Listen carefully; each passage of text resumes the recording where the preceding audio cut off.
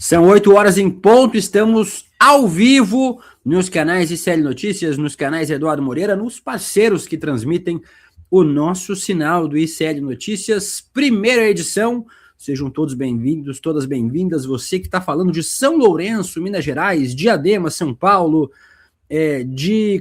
Campinas, todo mundo que está aqui assistindo o programa já a partir desta 8 horas da manhã desta sexta-feira, dia 10 de julho de 2026.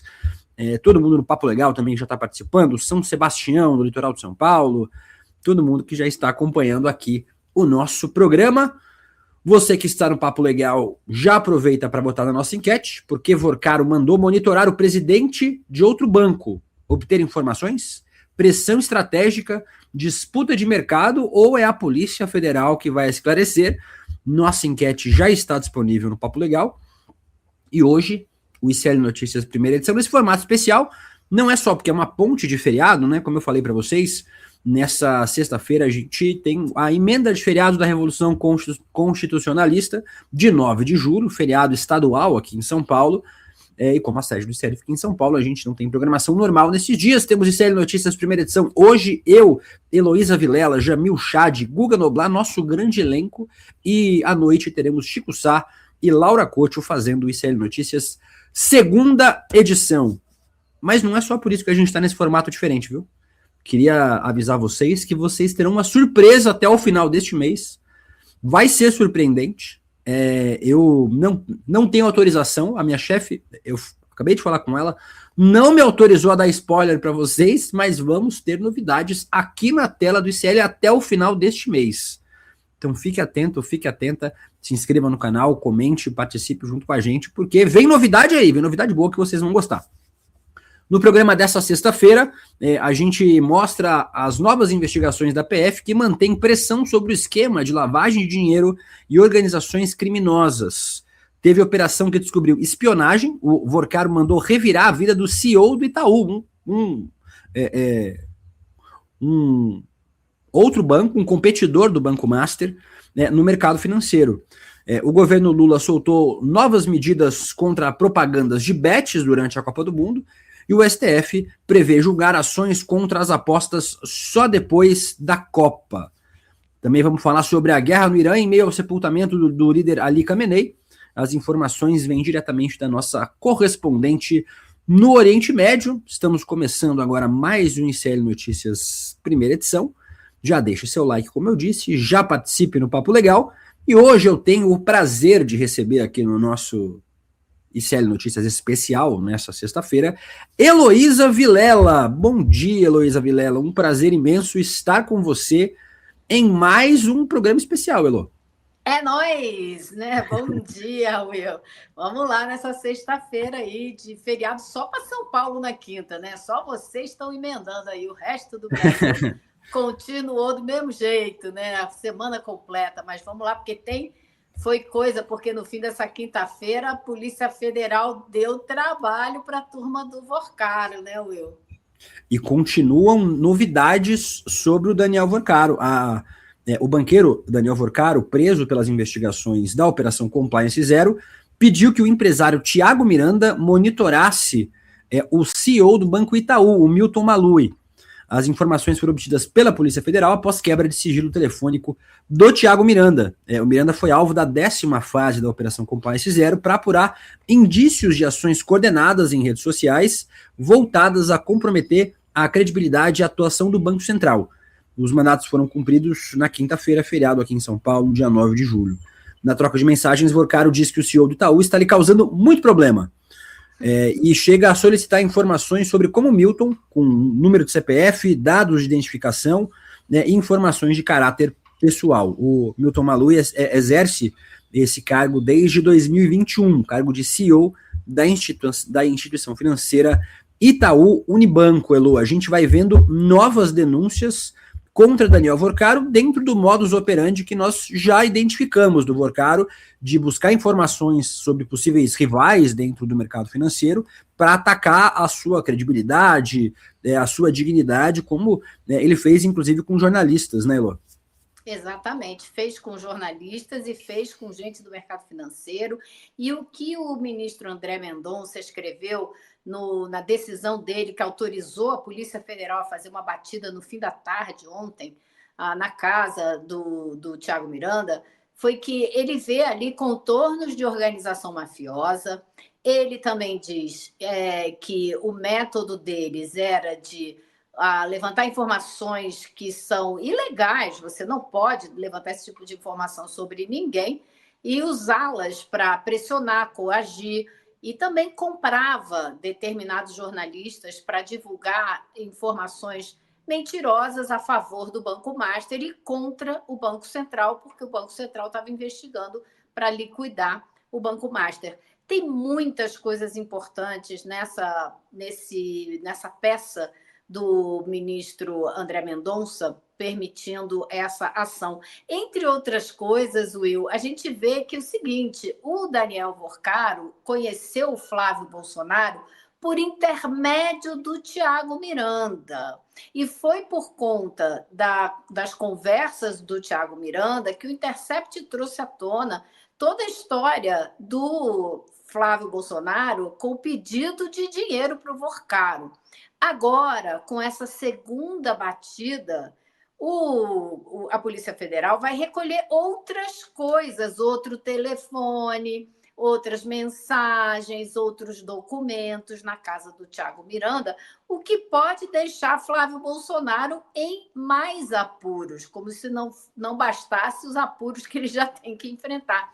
Então, o que o André Mendonça diz na peça que ele quer saber quem são os demais integrantes desse grupo que atuava junto com o Tiago Miranda nessas operações todas que você mencionou, de levantar informações não só sobre o CEO do Itaú, mas também de jornalistas, para tentar difamar, coagir as pessoas. Então, vem mais coisa por aí, aparentemente, isso é só o começo dessa nova brincadeira, né, Will?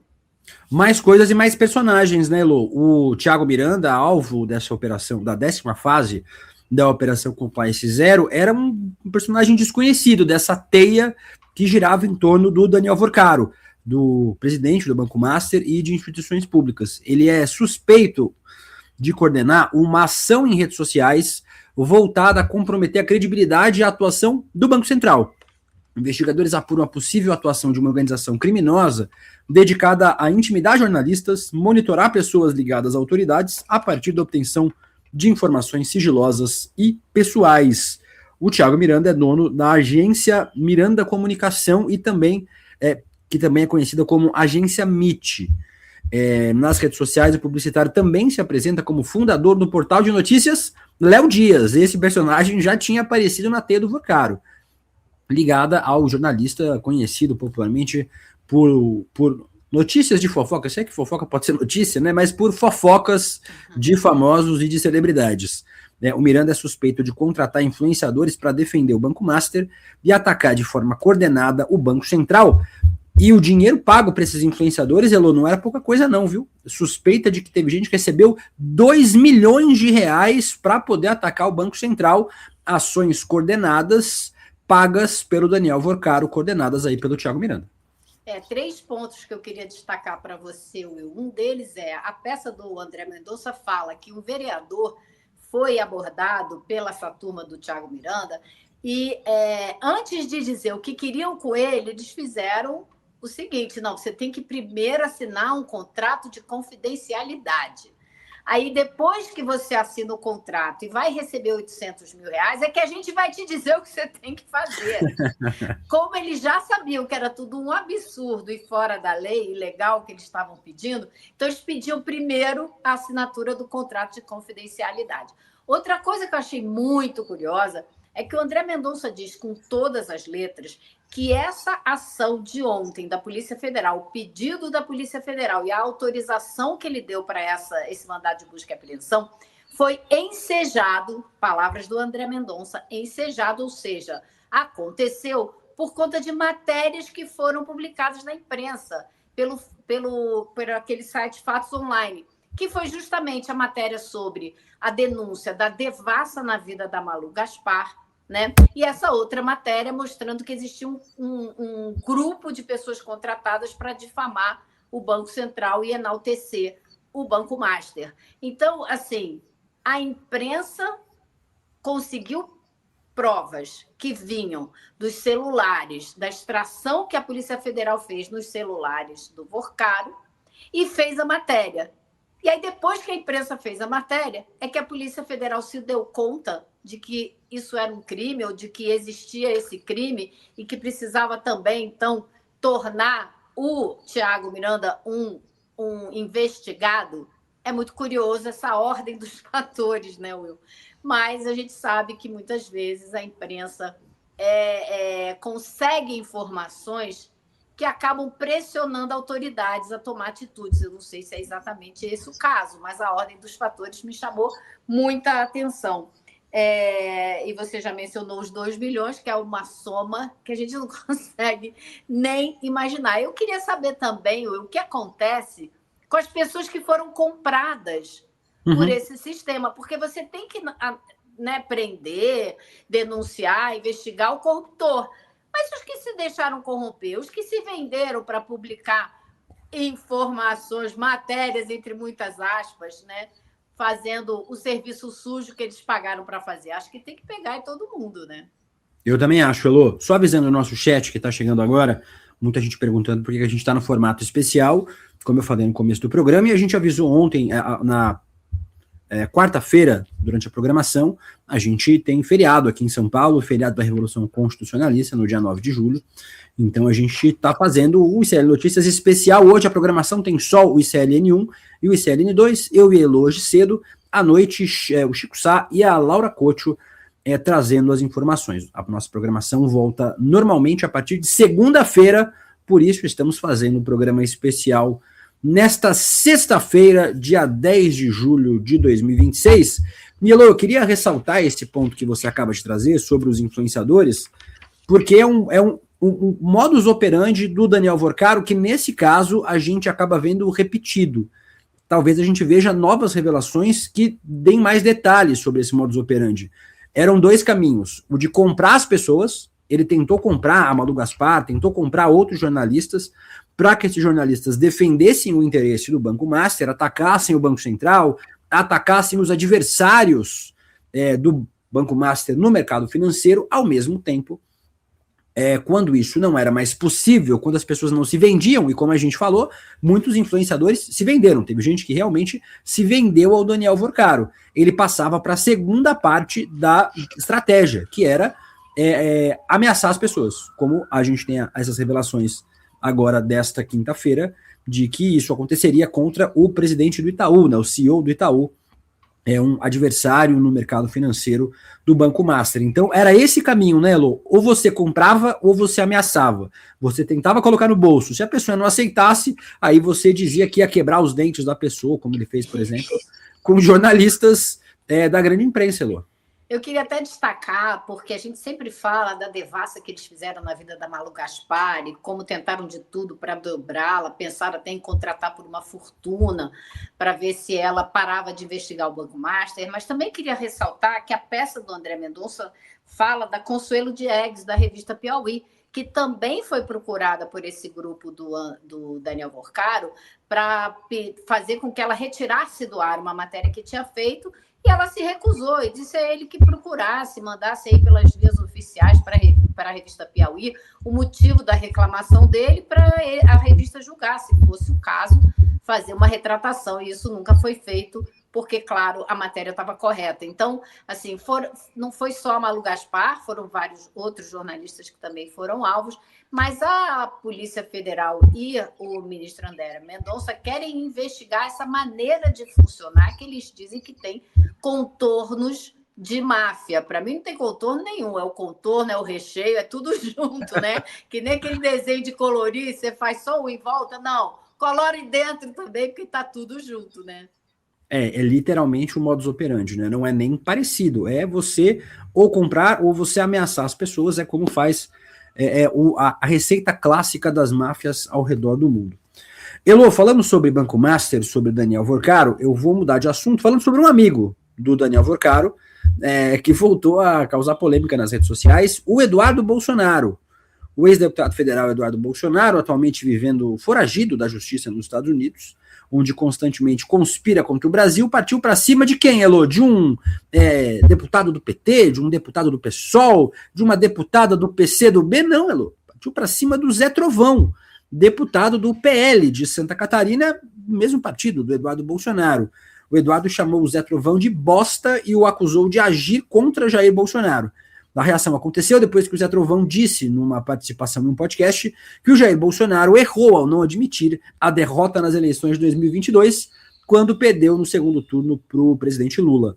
Uma semana antes, o deputado do PL de Santa Catarina disse que Bolsonaro foi covarde por não ter admitido o resultado das urnas. Vamos ver o que o Eduardo Bolsonaro disse sobre o Zé Trovão, Elô? Quando ele diz, por que a gente tem que botar o Jair Bolsonaro no segundo turno, tudo bem, mas por que a gente tem que botar o Jair Renan de candidato? Porque tem uns bosta igual o Zé Trovão. Porque o Jair Renan é filho do Bolsonaro, porque é cheio de filha da puta, que fica traindo o Bolsonaro a todo momento, se fantasiando de direita, e muitas vezes o eleitor acredita e vota nesses merda, tipo Joyce e Frota. Porque demora anos pra entender que tinha um problema grave lá, da gente avisando, tinha um problema grave com militares. Aí até hoje tá aí Zé Trovão falando, não, tinha que ter feito diferente. Eu falei, caralho, cara, você não viu como é que foi a porra do governo, cara? Aí daqui a pouco vai falar o quê? Como ele vai ficar sem argumento, o que ele vai falar? O Eduardo Bolsonaro está me atacando.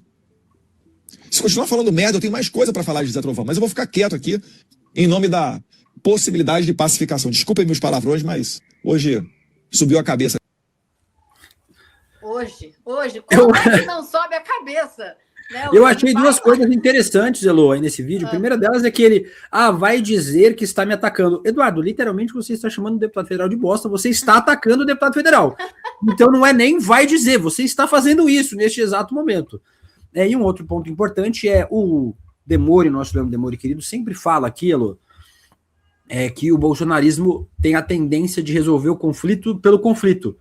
Então, quando o conflito se apresenta, eles amplificam o conflito em vez de tentar resolvê-lo. O Eduardo Bolsonaro continua atacando aliados seus aqui no Brasil, lembrando que tem eleições desse ano, né? Os aliados do Jair Bolsonaro estão sendo atacados pelo próprio filho do Jair.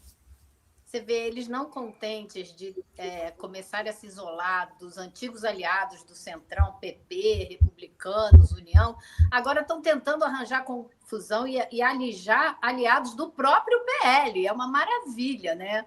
Então, a situação para eles fica cada vez pior. Eu estava lendo uma matéria agora do Platô, da Luciana Lima, falando justamente como o PP, a União e Republicanos estão com um pé e meio fora do barco do Flávio Bolsonaro. Por quê? Porque estão vendo que a indústria e o agro estão começando a achar que ele não é confiável. E isso por conta da defesa que ele fez primeiro lá atrás de tarifas contra o Brasil, que cai em cima do agro diretamente, e agora porque pediu para adiar as tarifas, em vez de dizer que tem que suspender, que não pode impor tarifas ao Brasil. Então, estão errando para todo lado. E agora, mais uma coisa maravilhosa do Eduardo, que sempre joga do lado do fortalecimento da campanha do presidente Lula, né? Camisa 10 do Lula, mais uma vez, arranjando confusão com a turma dele mesmo, com o caminhoneiro Zé Trovão. Realmente está bonito de se ver, né? O Elô, nessa semana eu conversava lá no nosso estúdio do ICL sobre o pós-bolsonarismo. Muita gente fala sobre o pós-Lula, inclusive isso virou um corte nas redes sociais do ICL lá. Vocês podem ver no nosso Instagram, no nosso TikTok. A equipe sempre precisa de Bernardo Cotrim, fez o corte. A gente fala sobre o pós-Lula, né? E eu tenho apostado que o pós-Lula vai ser mais ou menos como é o peronismo na Argentina, vai ter um lulismo de esquerda, um lulismo de direita e um lulismo de centro. Tamanha a figura histórica do Lula e esse movimento que ele criou político em torno dele e que acabou agregando várias forças políticas. E a gente vai ver isso daqui a pouco, mais para frente. O Lula pode se reeleger agora no final do ano, e a partir daí a gente vai ver como se desenha o pós-Lula, ainda durante o governo, porque as forças políticas vão se movimentar pensando em 2030. No bolsonarismo a gente está vendo em tempo real, né, Elô? Como tem algumas figuras que estão se movimentando para se afastar da família Bolsonaro E a própria Michelle tem feito isso, o Nicolas Ferreira tem feito isso, o Valdemar, outros nomes da extrema-direita têm se movimentado nesse pós-bolsonarismo, porque o Flávio, o Eduardo Bolsonaro, né, como expoente da família, mais vocal, o Flávio tem um pouco mais de responsabilidade, vai ser candidato à presidência, o Eduardo pode falar o que quiser e acaba atacando adversários o tempo todo. A gente vai vendo essa reconstituição da extrema-direita com o pós-bolsonarismo em tempo real durante essas eleições, né, Elô? Com certeza, eu acho que você citou um nome importante nessa trajetória, que é o do Valdemar Costa Neto, presidente do PL, porque nessa crise toda do Flávio com a Michelle, o que aconteceu? Ele foi lá e retomou um controle maior sobre o partido, que ele estava ali perdendo as rédeas pelo menos da ala feminina do partido. Então, ele extinguiu o cargo de presidente do PL Mulher, porque disse que não tem ninguém à altura da Michelle, mas, ao mesmo tempo, ele colocou todos os diretórios estaduais das mulheres do PL sob o comando dele. Então, ele fez uma movimentação para ter mais controle sobre o partido, não necessariamente deixando que isso fique na mão de alguém da família Bolsonaro, porque, ao longo dos últimos 8 anos, ele tem justamente sofrido esse problema, que é tentar controlar o partido dividindo o poder com o Jair Bolsonaro. Então, se ele tiver a oportunidade agora de tirar o Jair Bolsonaro da parada, tirar o filho, os filhos, a mulher e ter um controle maior do partido, é isso que ele vai fazer. E me parece que ele já está ensaiando aí nessa direção. Mas a mulher, no caso, é aliada, né? A gente tem falado aí da Cara, Michelle Bolsonaro, eu já não sei até que talvez seja só a aliada. Michelle depois, né? Que nem a Madonna. Perca o sobrenome. Eu não sei até onde ela é aliada, até onde ele vê uma ameaça também, porque ela cresceu muito dentro do partido, né? Se ele acha que não pode controlá-la, porque, você sabe, bolsonarista gosta de mulher na política, contanto que eles possam controlá-las muito bem. Senão, eles não querem, né? Eles acham que o lugar de mulher é dentro de casa, na frente do fogão, na pia, no tanque. Então, eles querem mulheres que tragam votos, mas que estejam sob o domínio, o controle exclusivo e restrito dos homens do partido. Então, eu não sei até que ponto eles acham que a Michelle é aliada ou só uma atração de votos que eles precisam. Elô, no nosso chat no Papo Legal tem gente perguntando se você toca piano. Eu não posso dizer que eu toco, mas eu posso dizer que eu estudo, que eu tento, né? Então, é uma coisa que eu trago de muito tempo já. Respondida a dúvida do nosso chat no Papo Legal, Luísa Vilela toca piano. Humildemente diz que não, mas a gente entendeu, Elô toca piano. Nada. Depois a gente vai pedir uma palhinha para você. Elô, agora falando sobre bets, temos novidades também sobre esse tema. O Ministério Público pediu a condenação da Virgínia Fonseca, influenciadora. O MP do DF protocolou uma ação civil pública contra a Virgínia, pedindo que ela e a casa de apostas Blaze sejam condenadas a pagar um valor mínimo de 120 milhões de reais em indenizações por danos morais coletivos. Na petição, a Virgínia é descrita como braço operacional da casa de apostas, executando a mensagem enganosa e induzindo o público a apostar mais. O Ministério Público pediu que a Justiça retire do ar imediatamente todo o conteúdo publicitário das redes sociais da Virgínia relacionados a casas de apostas, Elô. Will, já não era sem tempo, né? Porque o gabuzo todo que houve na Copa, agora não pode ser só a Virgínia, né? A gente precisa ampliar esse negócio aí para muito mais gente, porque o abuso que está acontecendo na Copa do Mundo em usar as bets e promover as bets, misturando jornalista, comentarista com promoção de bets. Agora, o caso da Virgínia, eles explicitaram muito bem nesse material, mostrando que ela ganhava 30% do valor que os seus seguidores perdiam. Então, quanto mais os seguidores dela perdiam, mais ela ganhava. Ela fez uma simulação de aposta, como se ela estivesse apostando no jogo de Cabo Verde com a Argentina e mostrando que, no caso, ela apostaria em Cabo Verde. induzindo os seguidores a apostarem na derrota, né? E perderem muito dinheiro. E foi assim que ela ganhou muito dinheiro. Então, assim, isso tudo é uma falcatrua, mas uma disfarçatez, e tirando dinheiro de gente que não tem, né, Will? Tirando dinheiro de gente que está desesperada para ver se ganha alguma coisa para pagar a conta do fim do mês, sabe? Esse que é assim, a coisa mais dolorosa. Se dissesse que é um monte de gente rica brincando de jogar dinheiro fora, azar, que se ferre. Mas não, isso afeta a maior parte das pessoas que não têm dinheiro, que estão desesperadas para conseguir aí, ó. Neymar fazendo promoção de Bet, de Blaze, dessa mesma Bet que ela também fez. Então, é muito absurdo. Isso tem que, para mim, só tem um jeito, sabe, Will? É proibir mesmo, tirar de circulação, acabar com Bet. Isso é um problema sério para a sociedade como um todo. Você imagina a quantidade de dinheiro. Não, assim, a gente fala muito do problema de saúde mental, dos suicídios, né, dos problemas todos que a sociedade já enfrenta. Mas você pensa a quantidade de dinheiro que eles tiram da economia. Dinheiro que está sendo jogado fora para essas bets, né, que vai para a mão deles, que podia estar entrando na economia, com gastos normais, com a compra de arroz e feijão, né, pagando um sapato novo para a criança, e por aí vai. Então, assim, é só prejuízo para a sociedade como um todo. Eloy, nessa sexta-feira entra em vigor novas medidas do governo federal, um endurecimento em relação às propagandas das casas de aposta, né? O Dário Durigan, o ministro da Fazenda, afirmou na quinta-feira que as novas regras passam a valer a partir de hoje. No fim de julho, o governo já havia avisado às empresas de aposta que haveria uma mudança nas regras de propaganda. E agora vai acontecer mais ou menos o que acontece com cigarro e álcool. As propagandas de aposta esportiva têm que trazer informações sobre os prejuízos que elas podem causar na vida das pessoas, como, por exemplo, anúncios de apostar faz você perder dinheiro, apostar pode causar dependência e apostar não é investimento. Essas são medidas do governo federal. Tem muita gente avaliando essas medidas como insuficientes em relação ao que as bets têm feito no Brasil, mas nessa sexta-feira entra em vigor essas novas regras sobre publicidade, Alô.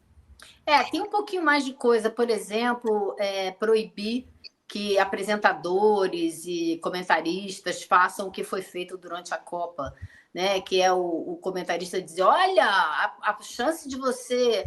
A chance está 5-1 nessa aposta aqui, está 6-1 nessa aposta aqui. Isso vai ser proibido, ou seja, porque eles estavam instigando a pessoa a cada minuto do jogo a apostar. Então, isso também vai ser. E mais do que isso, tipo, apostar onde a pessoa vai perder, né? Então, tipo, tem o caso clássico de Canadá e Catar. O Catar estava perdendo por 3-0 do Canadá, 2 jogadores expulsos e o então comentarista da Cazé TV dizendo, não, o Catar vai ter que atacar no segundo tempo, então a chance do Catar fazer um gol aumenta.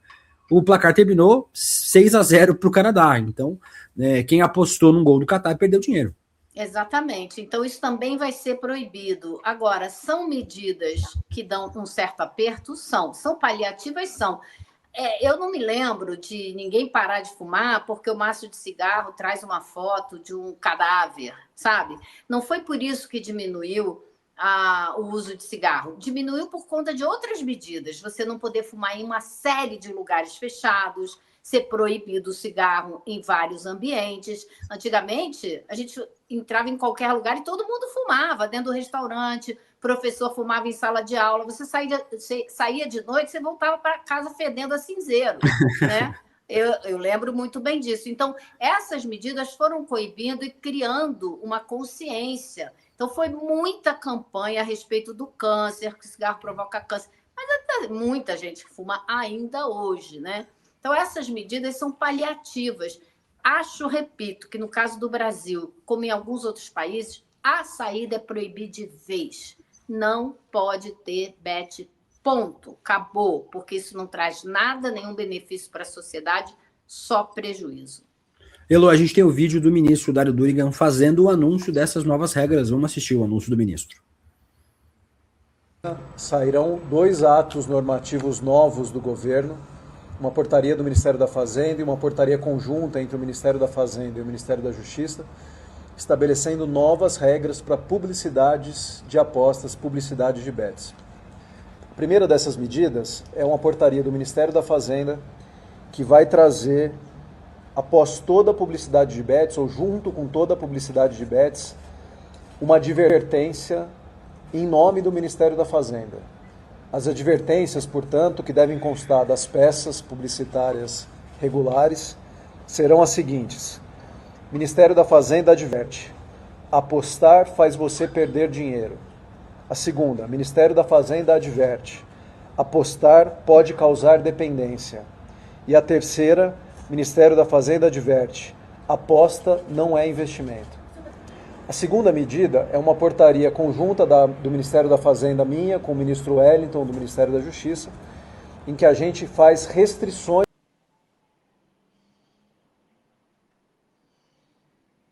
Não estou te ouvindo, Will. Meu microfone está desligado.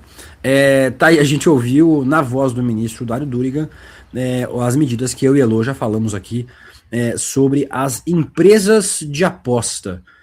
8 horas e 40 minutos, agradecer... Não, 8 horas e 31 minutos, agradecer a audiência de todos vocês. Tá acelerado, hein, rapaz? O horário do meu notebook tá errado, e eu não consigo arrumar. Mas o relógio tá certinho, 8 horas e 31 minutos, agradecer a audiência de todos vocês, pedindo para vocês votarem na nossa enquete que tá no Papo Legal, participarem do nosso chat e deixarem o like.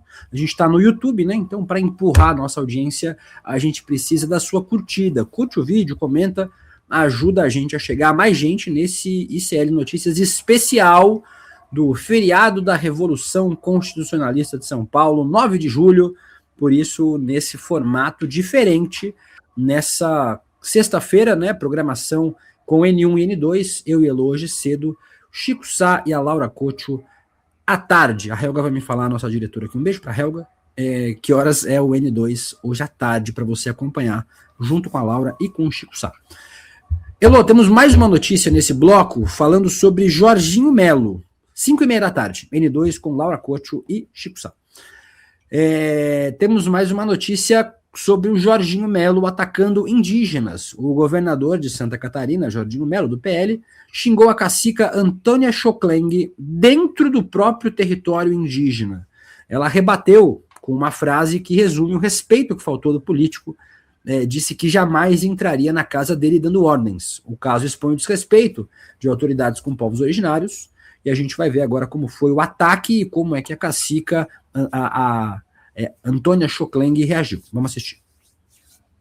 Ai, pra puta que pariu! Eu tenho 2 netos.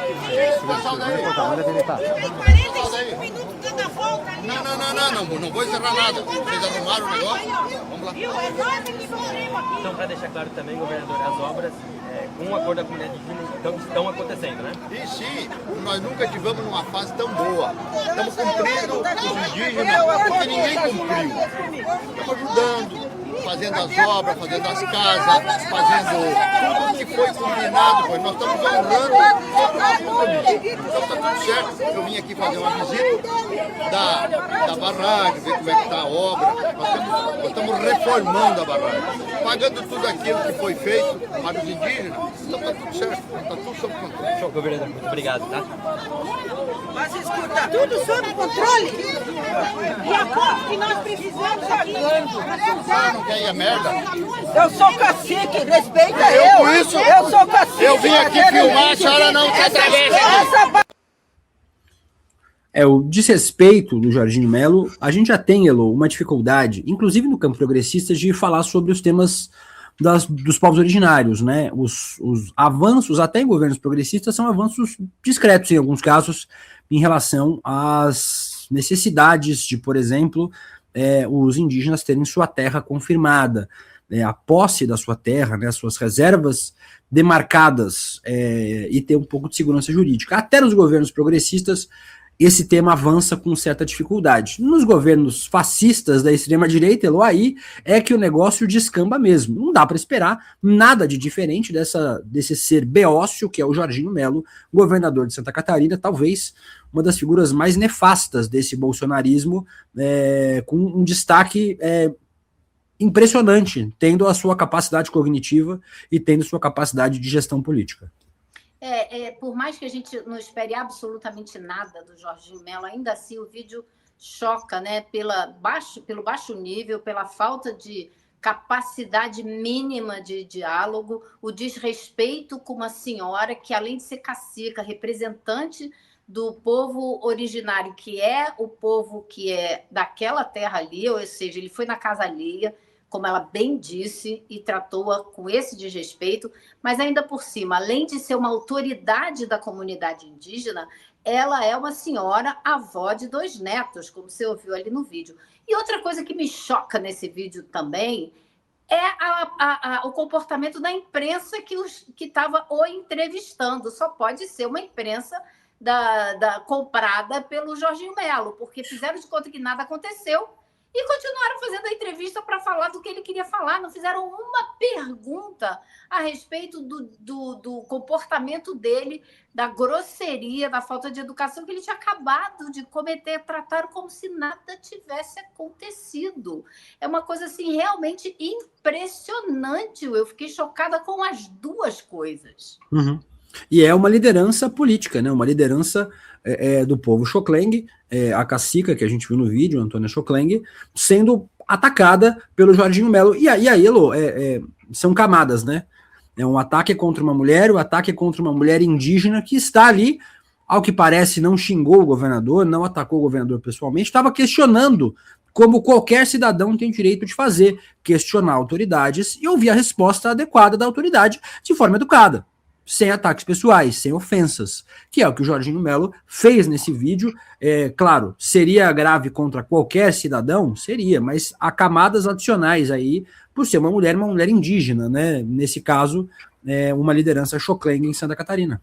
Com certeza, e essa turma, você sabe como eles tratam mulher, né? Você sabe muito bem como eles tratam mulher. Agora, o grande barato da extrema-direita brasileira é seguir essa ideia escrota que vem dos Estados Unidos, de dizer que uma mulher não precisa votar, que ela devia acompanhar o voto do marido, ou do namorado, ou do pai, ou do tio, ou de algum homem. O voto familiar, né? Como eles chamam. Isso. O Haddad falou disso essa semana, destacando que é uma luta de 100 anos, de um século, para garantir o direito do voto feminino. Tarcísio de Freitas fazendo a mesma coisa em São Paulo, com as 2 candidatas ao Senado, que é a Marina Silva e a Simone Tebet, tentando taxá-las de invasoras de São Paulo. Logo quem, né? Logo quem? O UOL deu logo a manchete. Carioca, Tarcísio de Freitas critica Simone. A Marina, casada com paulista há 40 anos, foi eleita deputada federal por São Paulo, recebeu o título de cidadã paulista em 95. A Simone Tebet, tudo bem, ela mudou o domicílio eleitoral dela agora, mas ela, como bem disse, paga imposto em São Paulo há 10 anos. Então, relação com São Paulo ela tem. E diz que é corintiana também. E é corintiana, ao contrário do Tarcísio, que é flamenguista. E, aliás, a melhor votação que ela teve como candidata a presidente foi no estado de São Paulo. Então, ela tem a sua argumentação para a legitimidade. Agora, o que ele tenta fazer é descredibilizar 2 mulheres, né? Como fez o Jorginho Melo com essa cacica, que é acima, além de tudo, é uma autoridade a qual ele devia respeitar, né? Então, você vai vendo que não é à toa que existe pelo menos 10 pontos percentuais de diferença a favor do presidente Lula entre as mulheres contra o Flávio Bolsonaro. E eles vão perdendo cada vez mais, né, o voto feminino, que eu espero que dê o troco para eles nas urnas. Inclusive, 2 mulheres que lideram as pesquisas de intenção de voto em São Paulo, né, Lô? A Simone Tebet e a Marina Silva.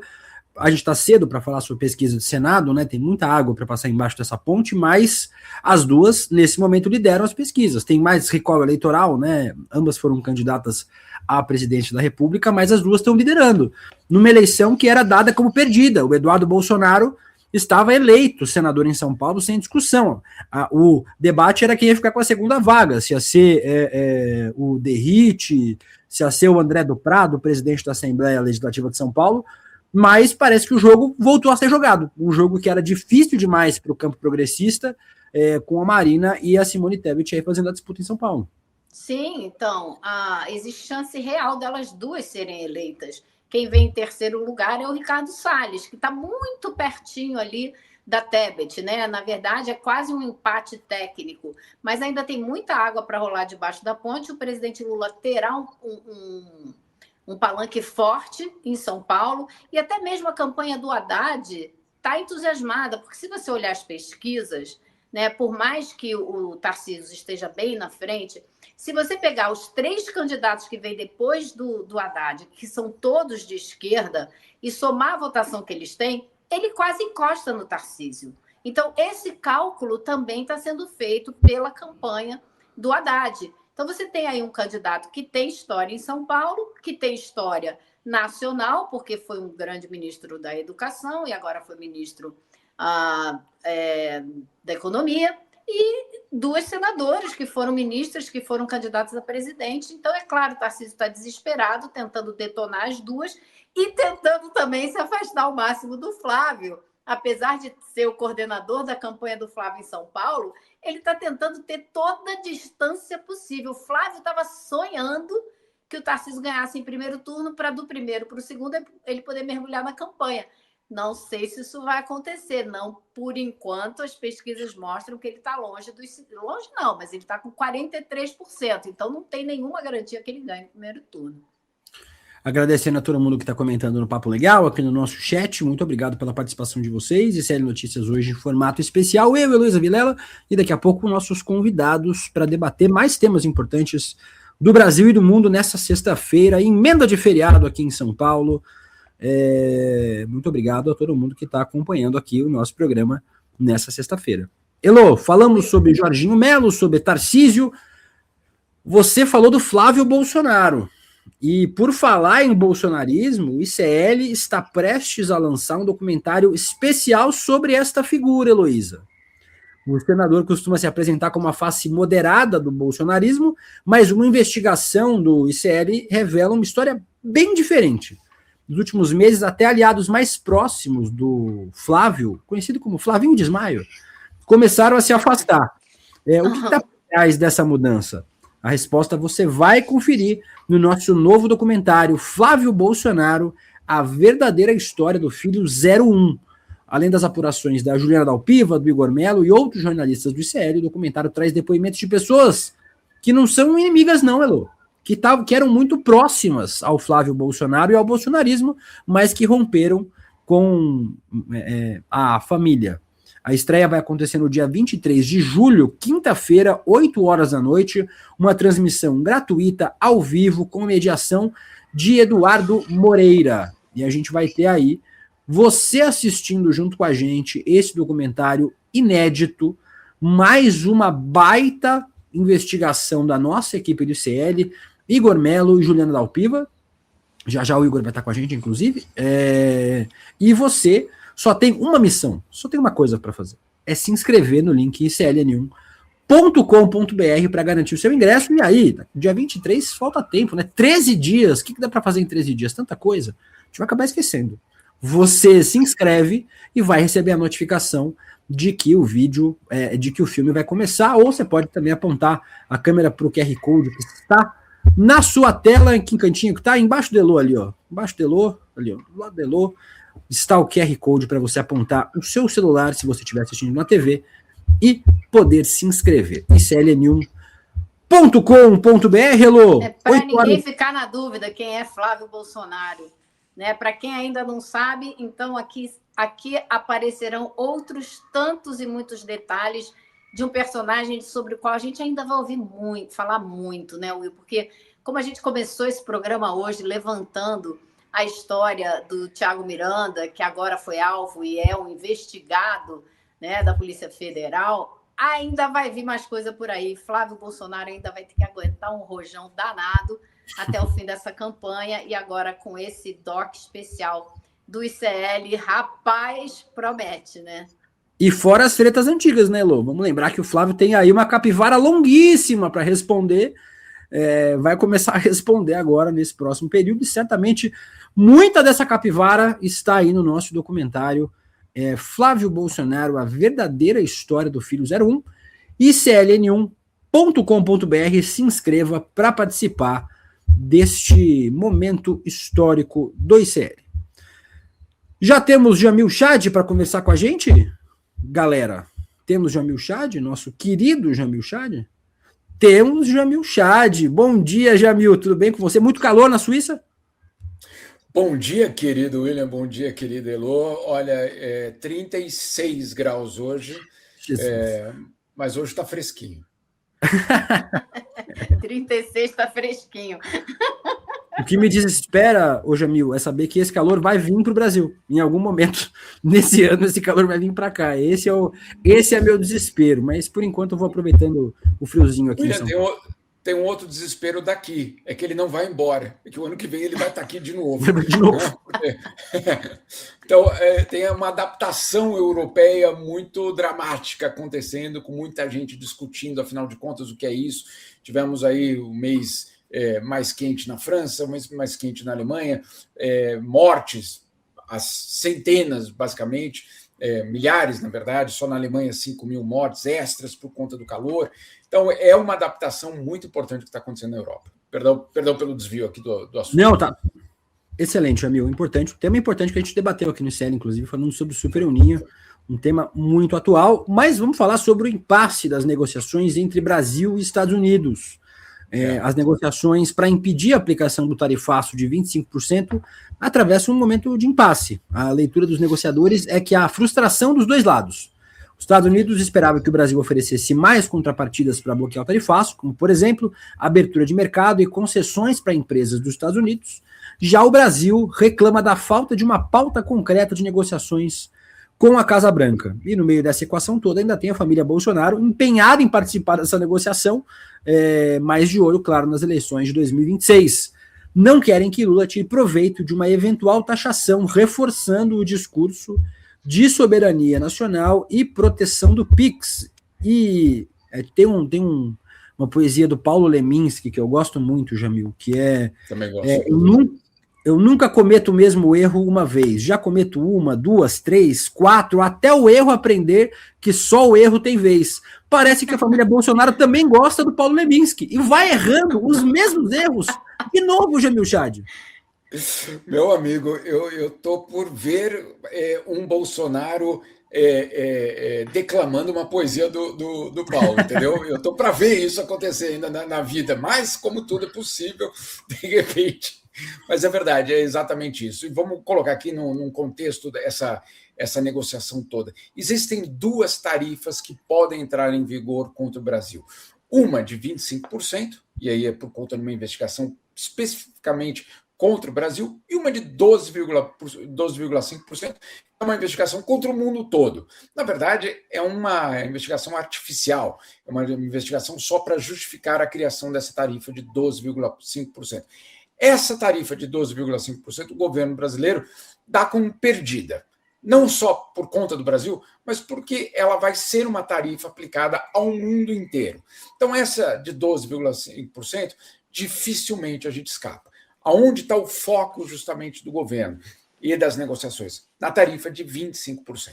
Então, houve toda uma tentativa ao longo das últimas semanas, eu diria meses, de falar para os americanos, olha só, nós queremos negociar, nós estamos dispostos a ceder desde que, obviamente, não seja entregando a soberania, não seja entregando o STF, não seja entregando o PIX, enfim, mantendo, obviamente, a soberania intacta, mas negociando. É uma negociação, sem dúvida nenhuma. Mas nós queremos saber da parte de vocês o que é que vocês querem. E o governo norte-americano protelou justamente essas respostas. Então, o governo brasileiro ficou numa situação bastante difícil. Quer negociar, está disposto a ceder, mas, do outro lado, nunca aparecia uma proposta concreta. Olha, queremos a redução da tarifa para tal produto. Olha, queremos tal. Então, não houve isso ao longo de meses. qual é a percepção do governo brasileiro? Muito difícil reverter essa tarifa de 25%. Quais são as opções? As opções, de repente, conseguir mais exceções. Por quê? Naquela tarifa de 25%, o governo norte-americano diz, olha, tarifa de 25% a todos os produtos brasileiros, menos aqueles que a gente precisa comprar. Então, café, suco de laranja, alguns minérios, etc. Então, o que o Brasil tenta é fazer expandir essa lista de exceções, para reduzir, obviamente, o impacto. Mas, pelo menos por enquanto, não há nenhum tipo de sinalização de que nós teremos um acordo até semana que vem. O que nós tivemos ontem, na verdade, ontem, foi uma movimentação por parte da Câmara de Comércio Brasil, Estados Unidos e da Câmara de Comércio dos Estados Unidos para falar para os dois países, olha, por que não, então, um acordo mais amplo, um acordo comercial mais amplo? Pode ser, obviamente, isso ainda pode acontecer, pode, mas neste momento, com a eleição no Brasil acontecendo, com tudo que a gente sabe que o governo norte-americano quer influenciar na eleição do Brasil, eu acho difícil que o governo norte-americano desse esse presente para o governo Lula abrir, levar um cartaz no meio da Avenida Paulista e dizer conseguimos um acordo extremamente positivo com os Estados Unidos. Então, é uma situação complicada e eu não vejo, pelo menos neste momento, que a gente vai conseguir simplesmente anular esses 25% de tarifa. Elô? O que a gente ouve aqui em Brasília é exatamente isso, Jamil. O governo já espera, sim, que a tarifa de 25% seja adotada, não viu nenhum interesse do governo americano de negociar. Na verdade, vê como uma resposta do Trump aquela decisão da Suprema Corte que derrubou o tarifaço do Trump, disse que era ilegal, né? E aí o Trump foi atrás de país por país, porque não conseguiu na marra, o Suprema Corte não deixou, então ele está indo atrás de país em país. Então está fazendo um processo pró forma, não está discutindo nada. E aí fica o palhaço do Flávio Bolsonaro dizendo que está indo lá para tomar alguma atitude, o que já está sendo pessimamente recebido aqui, tanto pelas organizações das indústrias, como pelo próprio agro, que é o grande defensor da família Bolsonaro, está agora vendo que não pode nem contar com ele, porque ele vai lá e pede para adiar, em vez de dizer que não tem que ter tarifa. Então, eu acho que nesse processo, me parece que politicamente só tem ganho para o presidente Lula, aconteça o que acontecer, seja a decisão ela qual for, porque ele terá o discurso do nacionalismo ou ele terá o discurso de quem se manteve firme para não deixar que os Estados Unidos dobrassem o Brasil e decidissem que vão ter as nossas terras raras, que vão destruir determinados setores da nossa economia. Então, acho que para o Flávio Bolsonaro não vejo muita saída, a não ser para aqueles 25%, 30% que já estão completamente vendidos por o bolsonarismo, que não vão mudar de ideia de nenhum, né? Exatamente. Sigo a relatora integralmente, Lu. Acho que é uma situação que a gente chama de win-win, né, para o presidente Lula. Se conseguir se segurar as tarifas, ok. Habilidade de negociação. Se as tarifas forem impostas contra o Brasil, plano do Flávio Bolsonaro para prejudicar o país. William, sabe o que eu ouvi que é win-win-win? E a terceira é a Michele. Essa é boa. Muito bem.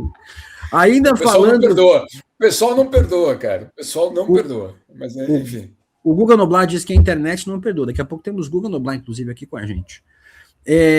Vamos continuar falando sobre Estados Unidos. A decisão do governo Donald Trump de suspender a ajuda a organismos internacionais e ONGs deixou pelo menos 1 milhão de mulheres e meninas desamparadas sem acesso a serviços básicos de saúde, educação e higiene pelo mundo. Os dados estão sendo publicados nesta sexta-feira pela ONU. A entidade alerta que cerca de 120 milhões de mulheres e meninas em todo o mundo necessitam de ajuda humanitária e proteção, e 84% das organizações de mulheres pesquisadas relatam que a demanda por seus serviços aumentou desde janeiro de 2025, quando Trump reassumiu a Casa Branca. Quase 9 em cada 10 não conseguem mais atender os níveis atuais de solicitações. Foram ouvidas 855 organizações, que são lideradas por mulheres em 52 países que enfrentam crises e conflitos, Jamil. Essa é uma constatação dramática, né? E eu ouvi a Elô falando logo antes sobre o que a gente sabe que esse grupo, e ela está falando do Brasil, mas ele é internacional, pensa ou trata as mulheres. Essa é a tradução em política pública, justamente desse comportamento. Não só misógino, ele é misógino, sem dúvida nenhuma, mas ele é um projeto de retirada de direitos de mulheres. Todos esses direitos que nos últimos 30, 40 anos foram obtidos, foram duramente conquistados, e aí o voto é obviamente anterior, mas eu estou falando já da questão humanitária, tudo isso sendo desmontado, e eles desmontaram isso da noite para o dia, fechando a torneira. O mundo tinha criado uma dependência muito grande em relação às contribuições norte-americanas para ONGs e para o sistema da ONU, e aí o que fizeram as autoridades americanas da extrema-direita? Fecharam a torneira e disseram: só volto a dar dinheiro quando, quando políticas de gênero, educação sexual, debates sobre igualdade de gênero forem eliminadas dos programas de ajuda pelo mundo. E aí, claro, gente, é de um impacto profundo tudo isso. O que vem acontecendo, essas ONGs, essas organizações internacionais, descobriram que, claro, estão sem dinheiro, sem recursos, sem conseguir atender essas meninas e essas mulheres pelo mundo todo. O resultado disso é essa constatação dramática: mais de 1 milhão, ou pelo menos 1 milhão de mulheres e meninas sem acesso a serviços básicos. Então, essa é a concretização, a tradução, eu diria, em política pública de um comportamento que às vezes a gente acha, não, ele só disse isso. Não, na verdade, foi só uma declaração, foi só uma postagem nas redes sociais. Não, gente, vai muito além da postagem. Ela é transformada em política pública e essa política pública mata. Então, só para deixar aqui muito claro a dimensão desse problema. É bem concreto, né, Jamil? E a gente vê como eles nos tratam, como eles nos veem, nós mulheres, toda essa extrema-direita. Aliás, hoje de manhã eu estava lendo uma outra coluna, uma outra matéria sua, que fala de um livro que a ministra Carmen Lúcia publicou junto com a historiadora Heloísa Starling e também com uma outra pesquisadora de Minas Gerais, que fala justamente das conquistas republicanas e tem certamente um capítulo sobre o voto feminino, sobre o voto dos indígenas, dos analfabetos, enfim, é um lembrete, né, Jamil, como as coisas se conectam, mas um lembrete importante das lutas que já houveram, que já foram travadas e que não podem retroceder. Não podem de jeito nenhum. Não é à toa que são as mulheres que vão derrotar esses caras. Não tem jeito. É com a gente. Sem dúvida. Quando você citou, Elô, na passagem anterior, que tem uma diferença de 10 pontos, eu também tinha focado nisso quando eu vi essa pesquisa mostrando uma diferença de 10 pontos entre o presidente Lula e o candidato Flávio Bolsonaro. Ali fica muito evidente que você está falando, obviamente, de um grupo que sabe que vai perder direitos, que sabe que vai ser colocado sob pressão, né? Então, há realmente um impacto direto. Perdão, William, deixa eu só contar uma historinha, só porque ela tem uma relação aqui direta. A Suíça, a civilizada Suíça, meu filho brinca com essa frase, a civilizada Suíça, tá?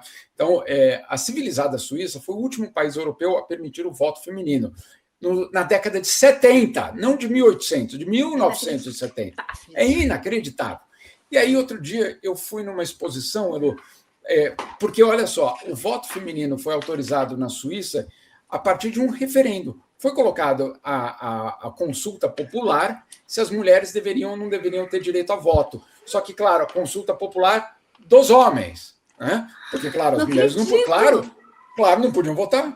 Né? Então, a consulta popular aconteceu com os homens, se os homens poderiam deixar, basicamente, as mulheres votarem.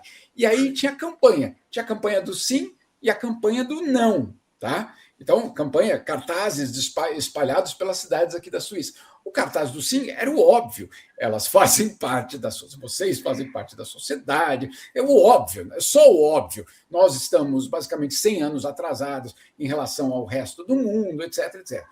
O cartaz do não, os cartazes do não, falavam o seguinte: se ela for votar, qual é o próximo passo? Se elas vão votar, quem é que vai... E tinha Elô, que era espetacular. Era um berço de um bebê virado de ponta cabeça, o bebê chorando no chão e a mãe indo trabalhar ou votar. Entendeu? Era dessa dimensão. Mas não é em 1870, né, Jamil? É 1970. 1970. O Brasil já era tri, tá? Nessa época. Mas eu queria só trazer um detalhe, que quando eu vi isso, eu falei... Sabe a epifania que você descobre? Tinha uma frase embaixo de todos os cartazes do não. Associação das Famílias Cristãs. Aí você fala, entendi. Família é isso, nesse contexto. Quem é contra a família? Eu não sou contra a família, duvido que o William Seguro seja contra a família, duvido que a Elô seja contra a família. Não é isso. Mas quando eu li que era uma associação das famílias, aí você entende que quando hoje esse discurso vem recheado de a família, ele vem, obviamente, com esse componente impressionante. Isso é real, gente. Isso não é uma historinha aqui, não, de conto de fadas dos Alpes suíços. É absolutamente concreto. Elô, Jamil, temos mais uma notícia. Desculpa. Essa eu acho divertida. O governo Trump convidou cerca de 60 países do mundo para criar uma aliança, preste atenção, contra movimentos antifascistas e de esquerda considerados violentos.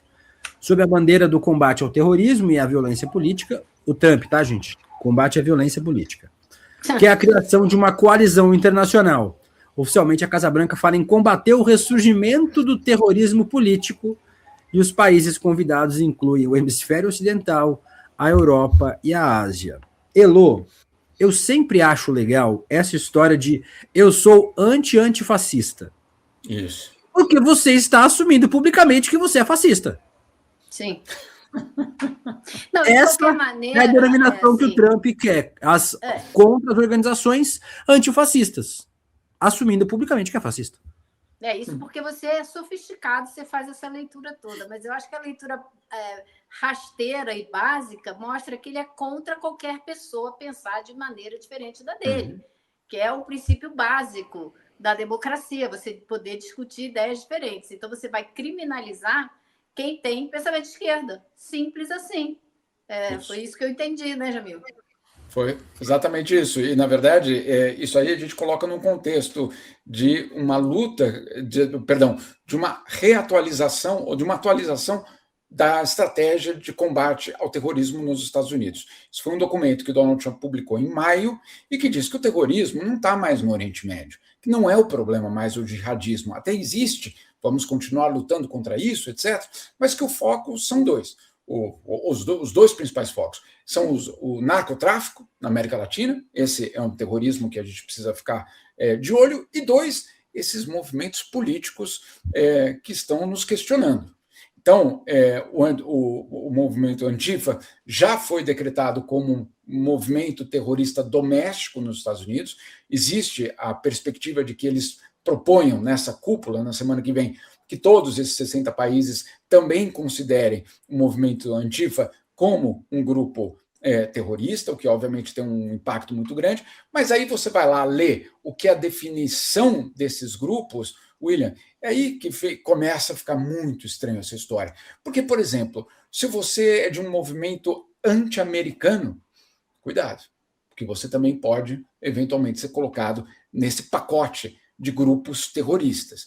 A ONU, e eu coloco isso na matéria, eu trago isso na matéria, nós tivemos acesso a uma carta que a ONU manda para o governo norte-americano dizendo, olha, desculpa, isso se chama tentativa de asfixiar movimentos sociais. É isso que chama.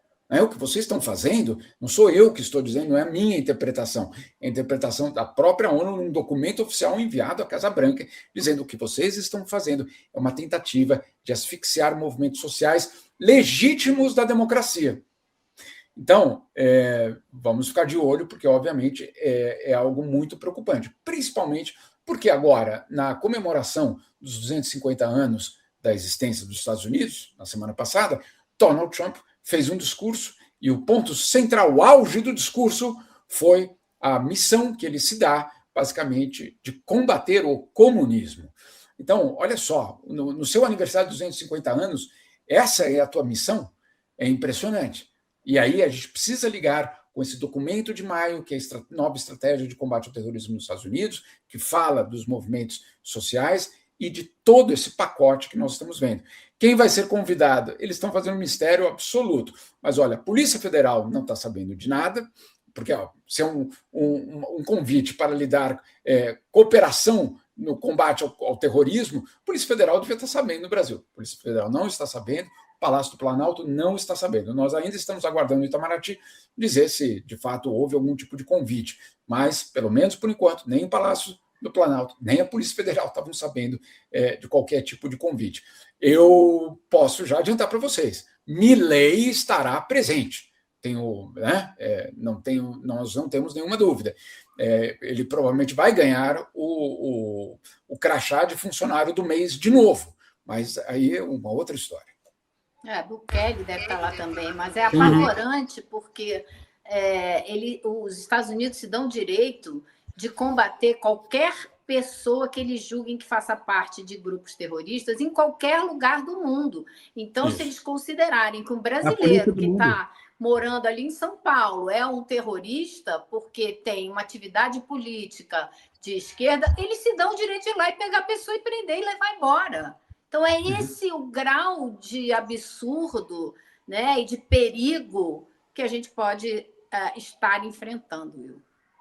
Aproveitando que a gente está falando sobre Donald Trump, aproveitar para lembrar, hoje sexta-feira, amanhã tem o quê? Revista Liberta. Nesse sábado, reportagem especial sobre a polêmica envolvendo a atuação de Donald Trump para rever a suspensão do atacante Folarin Balogun durante a Copa do Mundo, intitulada Trump Fora da Lei. A reportagem é assinada por Jamil Chad, Leonardo Trevisan e Heloísa Vilela. A edição também conta com artigos exclusivos de Nina Lemos, Luiz Costa Picto, Márcia Tiburi, João César de Castro Rocha, Juca Kfouri, Leonardo Boff, Adriana Ferreira Silva, Jean Willis, entre outros analistas. Nós temos a capa aí, ó. Essa é a capa da nossa revista Liberta deste sábado.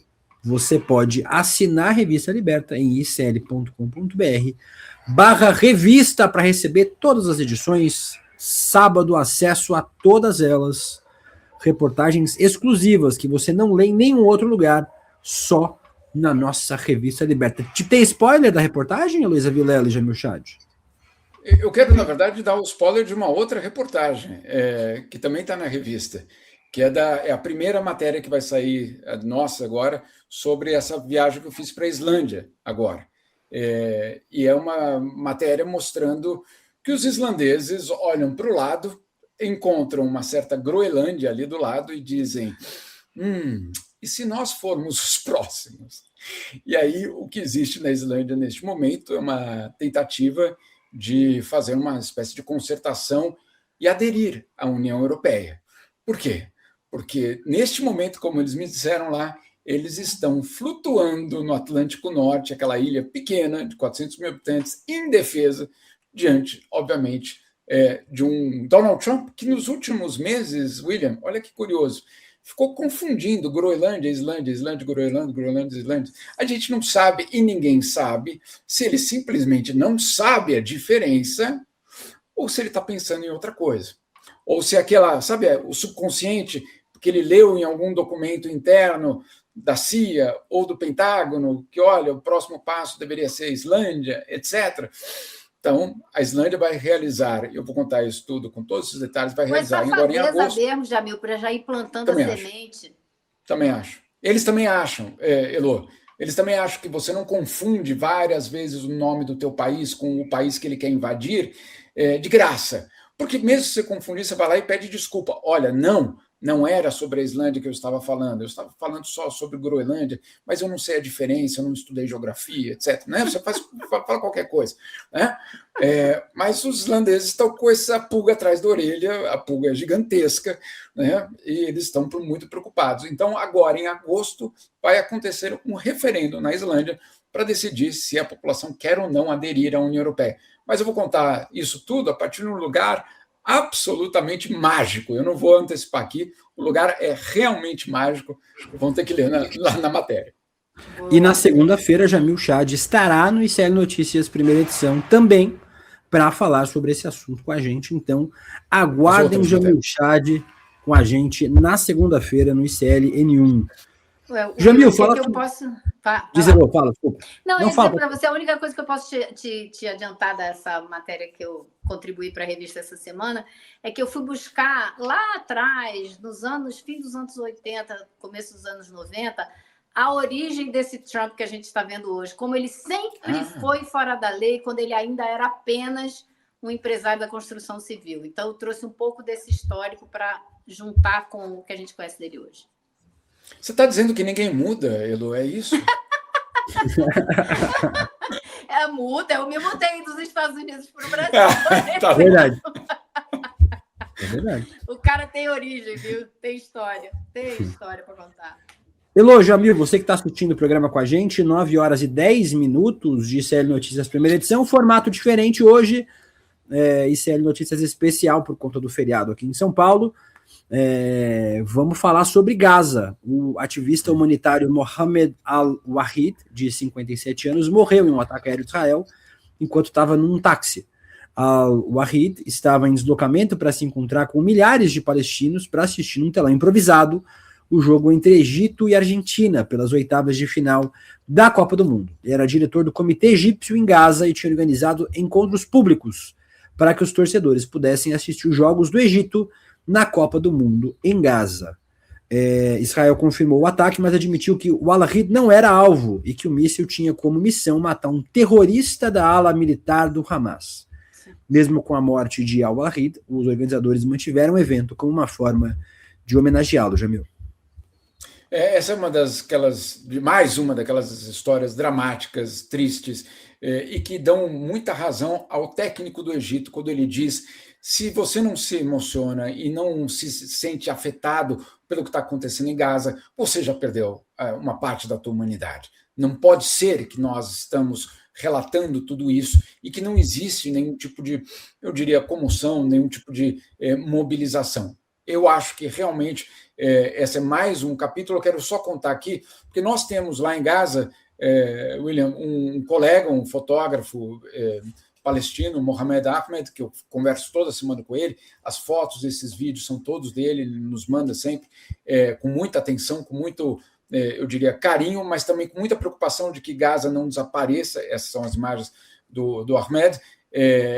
O que acontece? Esse grupo de ajuda humanitária decidiu colocar um telão num local que tinha sido destruído. Então, como vocês estão vendo, é um prédio atrás que ele se transforma em arquibancada. É dramático, né? Porque você realmente vê que a destruição ainda está muito presente, apesar de a gente já estar falando de outras coisas, de Gaza, viramos a página, etc. E, claro, o time do Egito ganhou um apoio gigantesco em Gaza e entre os palestinos, principalmente por conta do seu técnico, que apareceu, quando eles se classificaram para as oitavas de final, com uma bandeira da Palestina. Aquilo ali, obviamente, fez os palestinos sentirem uma conexão muito grande com a seleção do Egito, que, claro, por outros motivos também, por ser o país vizinho, por ter uma identidade muçulmana, por ser um país árabe, tem tudo isso. Mas, além disso, tinha um próprio representante com o técnico levando a bandeira. E aí, esse organizador, o Al-Wahid, esse tal telão, ele organizou justamente esse evento. E 1 hora antes do evento começar, ele estava num táxi indo para esse evento, o evento que ele mesmo organizou, e o táxi, então, é alvo de um míssil. Ele não foi o único que foi morto, 2 crianças que estavam na rua naquele mesmo momento também foram mortas, e Israel diz: opa, desculpa, hein? Quer dizer, na verdade, não falou nem desculpa, né? Falou, na verdade, não era ele, mas não explicaram quem era tampouco o alvo desse míssil. Então, é dramático. A Copa do Mundo se transforma em Gaza em um ato de resistência, Ontem pela noite, o Ahmed, esse nosso colega lá em Gaza, me ligou, me mandou uma mensagem dizendo: olha, está também acontecendo o jogo França e Marrocos, ou seja, eles mantiveram esse ato como um ato de resistência e um ato de dizer, olha, nós estamos aqui, nós não vamos a lugar algum, nós vamos resistir. Fica aquela dúvida, foi um ato deliberado de Israel contra quem organiza algum tipo de esperança para palestinos? Fica essa pergunta, obviamente. Eu não tenho a menor dúvida, infelizmente não tenho a menor dúvida. E a gente está vendo o cessar-fogo veio e não mudou nada, porque as pessoas continuam sendo assassinadas à torta e à direita, e não é só em Gaza. A Cisjordânia continua sendo alvo de ataques constantes dos militares e dos colonos judeus que estão destruindo escolas, expulsando a população, destruindo casas, ou seja, fazendo de outra forma a mesma coisa que fizeram em Gaza, num ritmo um pouco mais lento do que foi com Gaza. Então, assim, a gente está diante... Eu vou te dizer, não tem nem mais palavras, Jamil, para descrever o que a população palestina está passando, né?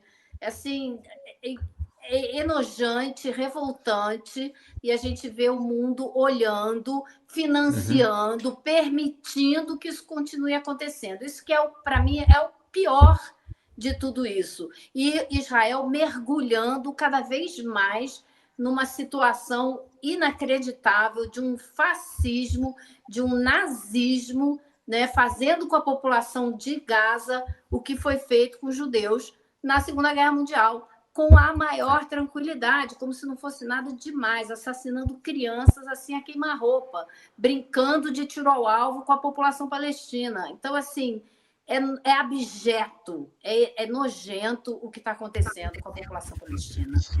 Elô, Jamil, só aproveitar para a gente falar também sobre o Irã, né? A gente tem o corpo do Ali Khamenei morto no primeiro dia de guerra com os Estados Unidos, chegando a Masha, cidade natal do líder supremo, e sendo sepultado no santuário do Imam Reza. O enterro acontece em meio a uma nova escalada de tensão no Oriente Médio. Os Estados Unidos lançaram novos ataques aéreos contra o Irã. Foi uma retaliação a ações contra embarcações no Estreito de Hormuz. A nossa correspondente no Irã, Giovana Vial, tem mais informações. Diretamente do aeroporto de Mashhad, a nordeste do Irã, onde ontem aconteceu a última parte da cerimônia fúnebre de Ayatollah Ali Khamenei, que foi enterrado aqui em Mashhad, sua cidade natal, ontem, com milhões de pessoas comparecendo para prestar suas últimas homenagens. Os últimos dias foram tensos aqui no Irã. De terça para quarta-feira, os Estados Unidos voltaram a bombardear a parte sul do país, principalmente uma cidade chamada Bandar Abbas, para onde eu estou embarcando agora. Depois disso, o Irã começou também a bombardear pontos militares estratégicos dos Estados Unidos na região, principalmente nos países do Golfo, como o Kuwait, o Catar e o Bahrein. Na quarta-feira, o presidente Donald Trump, que estava em Ankara, capital da Turquia, numa conferência da OTAN, declarou que o cessar-fogo entre os Estados Unidos e o Irã havia terminado. Os Estados Unidos conduziram ontem, quinta-feira, uma nova onda de ataques aqui ao Irã, alvejando mais de 90 lugares diferentes, inclusive a apenas 500 quilômetros de Mashhad, onde Ali Khamenei foi enterrado. Eu estou embarcando agora para o sul do país e de lá falo com vocês novamente. Tá aí, Jamil, os Estados Unidos atacando o Irã durante o sepultamento aí do líder supremo Ali Khamenei. Dramática essa história. Não há uma sinalização muito clara de onde vai essa negociação neste momento, e só para completar, William, foi o que eu ouvi quando o memorando de entendimento foi assinado. Naquele momento, um embaixador me disse, ótimo, agora só falta tudo, né? Porque é isso que nós estamos vendo, né? Ou seja, não se sabe como vai ser a negociação nem sobre o programa nuclear iraniano e nem sobre o Hormuz, ou seja, falta tudo. Elô. Não, falta tudo e a violência promete voltar, né?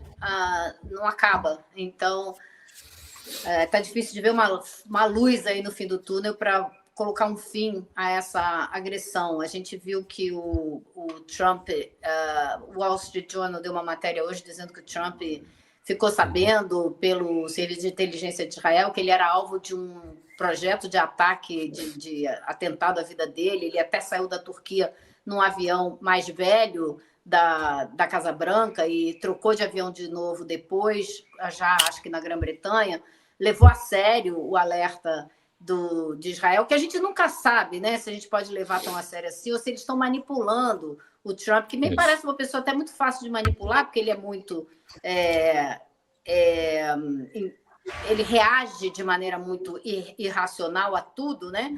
Então, me parece que é um personagem fácil para o serviço de inteligência israelense manipular. E a gente não sabe se esse ataque já foi uma consequência disso também, ficou bravo, né? Não gostou muito. Enfim, e a gente sabe que Israel tem todo o interesse de tentar destruir o Irã a qualquer custo, projeto de décadas, né, de Israel. Então, é difícil ver como isso vai terminar. Vamos continuar acompanhando, inclusive com a nossa correspondente lá no Irã, falando sobre a situação dramática que o país vive. Quero agradecer Jamil Chad pela parceria nessa sexta-feira. Muito obrigado. Aproveite aí o calorzinho, vá tomar um picolé na Suíça. Picolé de chocolate suíço, para refrescar, Jamil.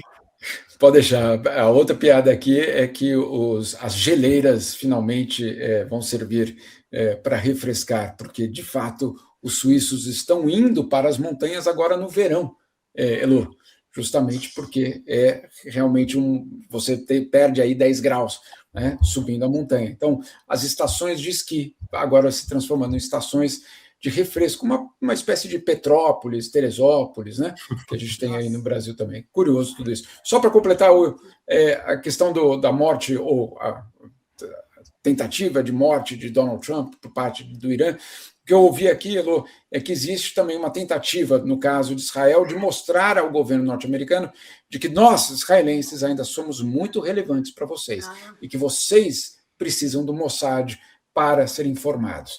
Então, é aquela velha jogada, obviamente, de Israel de dizer quer largar a mão do seu amigo preferido, eventualmente vocês vão precisar de nós. Então, também tem esse componente nessa história. Com certeza. Obrigada, Jamil. Muito obrigada. Nos vemos segunda-feira no ICL Notícias, primeira edição. Jamil, grande beijo. Beijo para vocês todos. São 9h21. Eu preciso olhar no celular.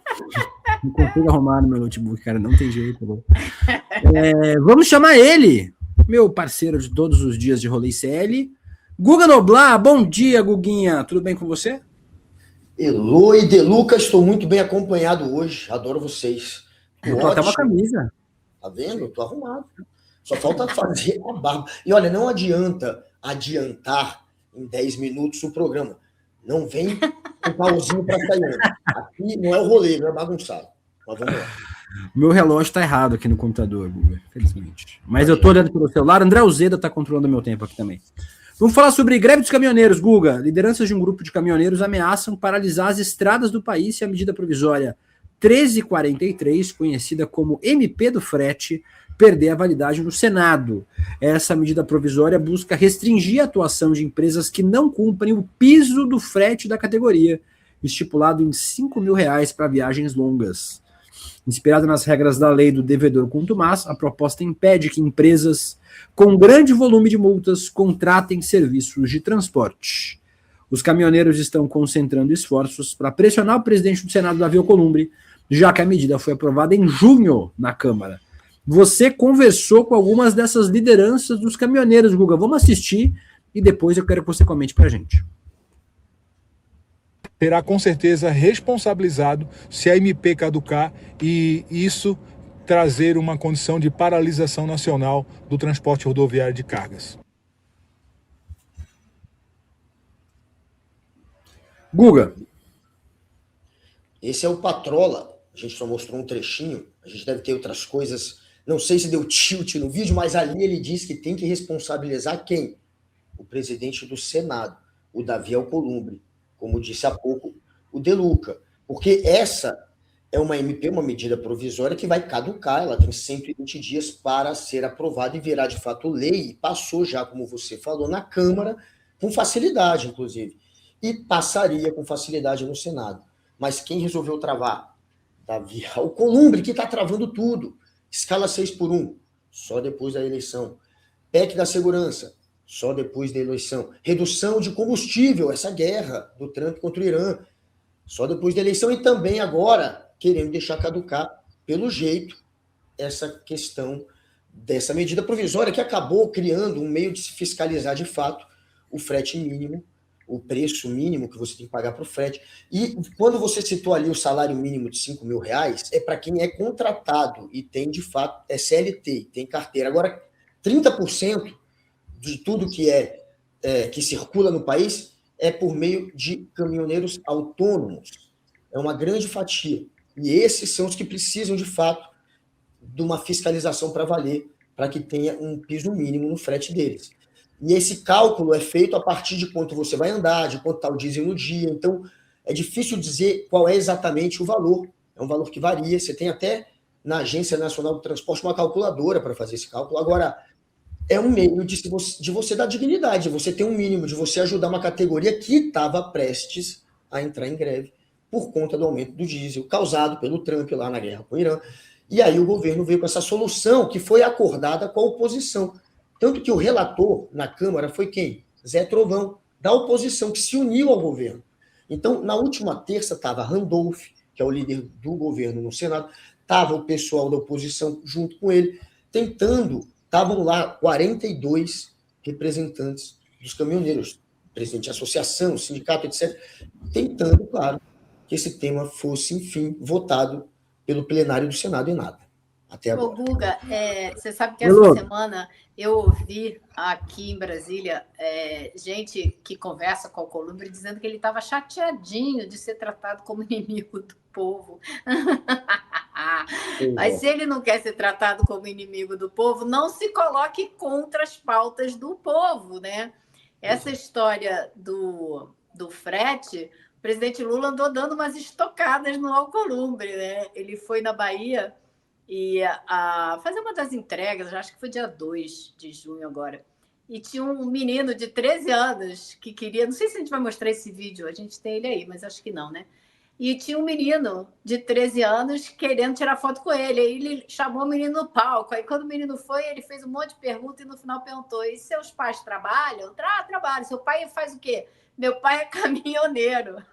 Ele não perdeu a chance, lógico, né? Falou, ele deve estar chateado aí com o negócio do frete, tem que pedir o cara lá em Brasília para resolver, e deu-lhe uma estocada no Alcolumbre, porque é isso, né? Ou resolve ou resolve. Ô, Guga, a gente tem mais um vídeo seu junto com o líder aí do movimento. Vamos assistir e aí você comenta na sequência. Pro senador Davi Alcolumbre, se o senhor até dia 16 não tirar essa medida provisória e colocar ela em votação no Senado, a categoria vai te dar as respostas na pista. Pode ter certeza absoluta que já está nos grupos do WhatsApp, já está todo mundo se movimentando para isso. Isso é dignidade do caminhoneiro que o senhor, como senador, está tirando do caminhoneiro. Então, um recado para você, Davi Alcolumbre, não brinca com essa categoria. Não pense que a categoria está desunida, pois a categoria está unida, e muito bem unida. Então trate-se de tirar essa medida provisória 1343 da gaveta e colocar em votação no Senado, porque na Câmara dos Deputados já passou, agora só falta passar no Senado. Isso é para dar dignidade ao caminhoneiro. Forte... E com o dedo na cara, hein? Exatamente. E o problema de uma greve dos caminhoneiros é que não vai respingar no Alcolumbre, né? Ninguém vai ligar muito o motivo pelo qual ela começou. Certamente vai respingar no governo também, né? Claro, esse é o problema, né? Acaba que é uma bomba que está sendo armada pelo Alcolumbre para estourar contra o governo. E aí fica a dúvida, ele só quer complicar para o lado do governo, ele quer, de certa maneira, que tenha esse estrago, essa confusão na economia que acabará junto ao eleitorado sendo visto como um problema do governo, ou ele está querendo fazer o jogo da Fiesp, por exemplo, da Federação da Indústria de São Paulo, e outras que acham que essa medida provisória está colocando ali um peso maior econômico para cima do empregador, do patrão. Eles são contra. A Fiesp, por exemplo, é contra vários pontos dessa medida provisória. Então, tem que se entender exatamente, mas a movimentação do Alcolumbre é clara, ele está engavetando. E, como eu disse, vai caducar. É medida provisória. Caduca quando? Semana que vem. Então ele tem até a semana que vem, que inclusive é a última antes do feriado. Eles só voltarão depois, no dia 31 de julho. A sexta que vem é a última. Então, se não passar na semana que vem, caduca. E aí é uma confusão, porque os caminhoneiros, de fato, estão organizando a greve e tem muita gente já aderindo. Esses autônomos são os que estão, de fato, à frente dessa greve e eles vão fechar os portos. A ideia é que não tenha como abastecer nos portos e aí, pronto, a confusão está instalada. Então, eles vão, pelo menos eles vão endereçar ao Alcolumbre. Esse, como a gente viu há pouco, um dos líderes dizendo e apontando, como falou a Elô, na cara do Alcolumbre, dizendo o nome. E essa é a forma como eles estão tratando. Eles estão, de fato, endereçando ao Alcolumbre, porque o governo e a oposição estavam unidos nesta. Então, é uma treta que o Alcolumbre está comprando, assim como está comprando ao atrasar, por exemplo, a escala 6:1. Ele está atrasando, já passou na Câmara, vai deixar para depois. Por que ele faz isso com esses outros projetos? O que eu estou ouvindo aqui é que ele está se armando para, depois da eleição, ter como negociar com o governo, porque ele quer a reeleição à presidência do Senado. Ele não precisa se candidatar de novo ao Senado. O mandato dele não terminou, mas ele quer seguir presidente da casa. E aí, se o governo se reeleger, ele vai ter essa moeda de troca, escala 6:1, por exemplo. Se o governo perder, ele vai poder fazer essa barganha com a oposição. Então, ele está jogando para ele mesmo. Olha, Guga, vamos lá. Eu acho que tem várias coisas aí. Primeiro, o objetivo principal do Alcolumbre é se blindar. Ele quer porque quer, e é isso que eu ouço muito no Palácio do Planalto, quer porque quer que o Lula ofereça a ele algum tipo de blindagem e aos correligionários dele, do estado dele, do Amapá, aos problemas do Master. E o Lula não tem o que oferecer para ele nesse sentido. Então, tem um outro problema também, que é o seguinte: o governo não vai deixar barato, o governo não vai pegar essa bomba no colo e ficar com ela. Ele vai devolver para o Alcolumbre. E, nesse caso, a pressão é toda em cima do Alcolumbre, até de gente da direita. Você veja que Zé Trovão é que estava à frente desse projeto na Câmara dos Deputados. Então, o governo não vai ficar com essa peteca na mão, vai passar de volta para o Alcolumbre. E o Alcolumbre está fazendo uma coisa que tem uma possibilidade de consequência muito ruim para a extrema-direita, porque essa categoria dos caminhoneiros sempre foi uma apoiadora, na sua maioria, do movimento bolsonarista. Então, eles podem, sim, estar conseguindo um efeito reverso, que é jogar essa categoria no campo do Lula, que é quem está defendendo as reivindicações dele. Então, acho que o Alcolumbre tem se demonstrado nos últimos 2 meses como um péssimo político. Ele resolveu se abraçar aos bolsonaristas na última hora, quando o barco estava a 1 milímetro de começar a afundar, e não está sabendo como fazer a virada. Por quê? Porque certamente está envolvido no escândalo do Master até a última raiz dos cabelos e não quer ser pego, não quer virar investigado. Então, ele está fazendo todo tipo de manobra e está se atrapalhando. E Lula está dando ele tempo para se enforcar com a própria corda. Esse é o quadro que me parece. Guguinha, quero te agradecer a participação nessa sexta-feira. Tinha dito quarta-feira para você que a gente só se via segunda, mas senti muita saudade de você e não poderia ficar mais um dia sem te ver. Então, muito obrigado por ter vindo aqui nessa sexta-feira, Guguinha. Nós estamos juntos, é isso. Vamos ficar de olho agora na movimentação do Alcolumbre. O clima tá feio com o Lula. Depois que ele atrapalhou a indicação lá do Messias ao STF, aí eles nunca mais se falaram. O clima realmente não está bem. E como disse a Heloísa, ele tem muita treta aí para explicar nesse caso do Vorcar do Master, até porque ele indicou o tesoureiro de campanha dele para a Previdência lá do Amapá, que depositou uma bolada no Banco Master. Então, é claro que ele tem essa questão aí para resolver também. Vamos ver como é que vai ser o resto do ano. Gente, estamos juntos. Segunda-feira estarei de volta com o meu querido Deluca no rolê. Um beijo, Elô. Te adoro, te amo. Você também, meu príncipe. Até mais. Tchau, tchau, Guga. Beijo, Guguinha. Elô, 11 horas. Estou completamente maluco. 9 horas e 34 minutos. É que eu vejo o Google e penso no rolê, que é 11h30. 9 horas e 34... 9 horas e 34 minutos. Agradecendo a audiência de todos vocês que estão acompanhando o ICL Notícias, primeira edição, formato especial nessa sexta-feira. E vamos falar agora, Elô, com o nosso querido sociólogo Ailton Ferreira. Mulheres e pessoas negras são a maioria da população brasileira, mas essa realidade ainda não se repete no Congresso. Na Câmara dos Deputados, as mulheres ocupam menos de 20% das cadeiras e as pessoas negras cerca de 1/4 dos parlamentares. Na coluna de hoje, o Ailton analisa os desafios da representatividade no Parlamento Brasileiro em ano de eleições. Vamos assistir. ICL Notícias. Ano de eleição e, mais uma vez, o oportuno debate sobre a representatividade do povo brasileiro no seu parlamento. Na Câmara dos Deputados e Deputadas, as mulheres ocupam algo em torno de 17,7% do total da Câmara dos Deputados, enquanto que pessoas negras representam 26,3 percentuais do total da Câmara dos Deputados e Deputadas. Já no Senado brasileiro, algo em torno de 20% é a representação de mulheres e pessoas negras. Ora, estamos diante de um fato inequívoco da subrepresentação das pessoas negras e das mulheres no parlamento brasileiro. Ou seja, a população negra e a população de mulheres não estão representadas no Congresso Nacional. O movimento negro e o movimento de mulheres lutaram muito para conseguir conquistar verbas especiais de financiamento, cotas nos partidos políticos, mas ainda assim os partidos políticos não cumprem, driblam e, como observamos nas eleições passadas, ainda foram anistiados pelo tribunal. Agora é o próprio tribunal que faz campanhas para que pessoas negras e mulheres se candidatem, ocupem os espaços nos seus respectivos partidos.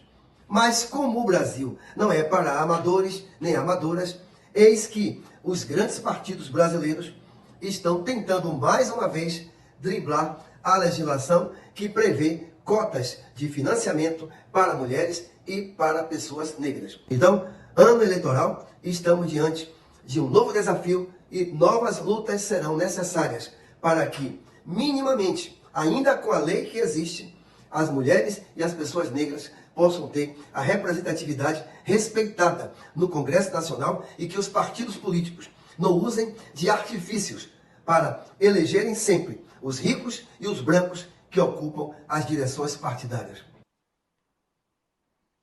Muito obrigado aí ao nosso querido sociólogo Ailton Ferreira falando sobre um tema importantíssimo, né? A representatividade de mulheres e pessoas pretas no Congresso Federal, pauta importante para a gente também discutir nesse ano de eleições. Sabe o que é pior, Will? Que eles não cumprem as cotas, aí depois vão lá e passam uma lei para dar anistia para eles mesmos. Exatamente. Entendeu? Então fica tudo por isso mesmo. É um absurdo que a gente tem que denunciar toda hora. Continuaremos denunciando aqui, continuaremos também falando sobre a importância da representatividade de verdade, né? De pessoas pretas e de mulheres que defendam os interesses dos trabalhadores e também de minorias historicamente oprimidas. Elô, queria aproveitar para chamar outro carioca, assim como você, o nosso querido Lucas Rocha. Luquinha, bom dia para você. Bem-vindo ao N1. Bom dia, pessoal. Bom dia, Elô. Bom dia, Will. Uma ótima sexta-feira a todos. Sextou.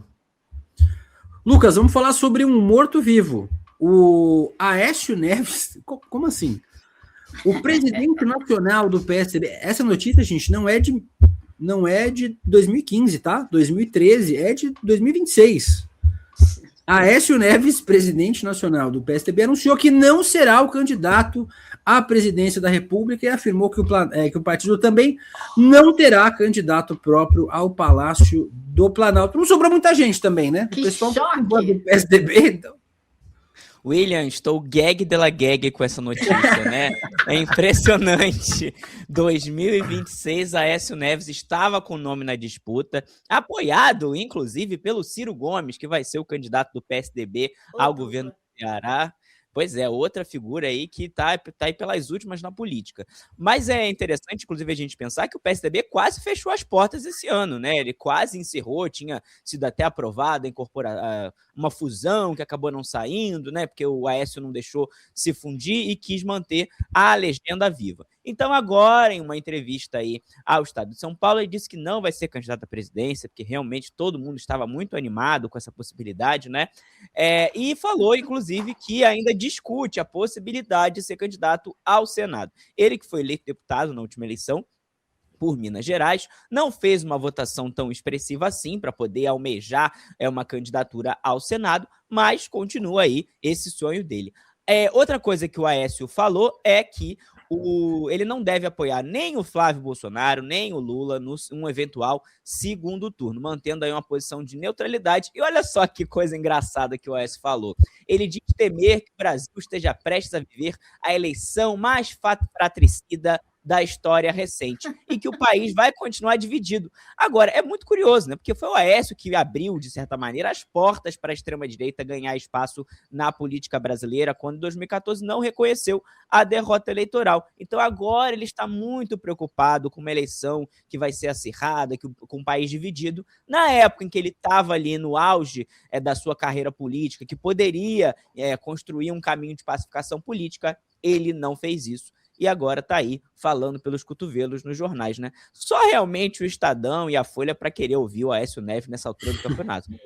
Você tirou da ponta da minha língua o que eu ia dizer agora. Só esses jornais para ouvir o Aécio, como se ele tivesse essa relevância toda, esse peso todo. Acho que tem duas coisas muito curiosas aí. Primeira é essa, que ele foi a pessoa que plantou a semente da discórdia, da dúvida, que os bolsonaristas foram lá e levaram ao último grau, dizendo que não se pode confiar nas urnas eletrônicas, então desacreditando todo o processo eleitoral brasileiro. Isso tudo tem origem no Aécio, né? A outra coisa é a gente reparar que foi a maioria da turma do PSDB que saiu do partido foi para o PL, ou seja, esse partido, então, era mesmo muito de direita, né? Então, não tem a menor dúvida.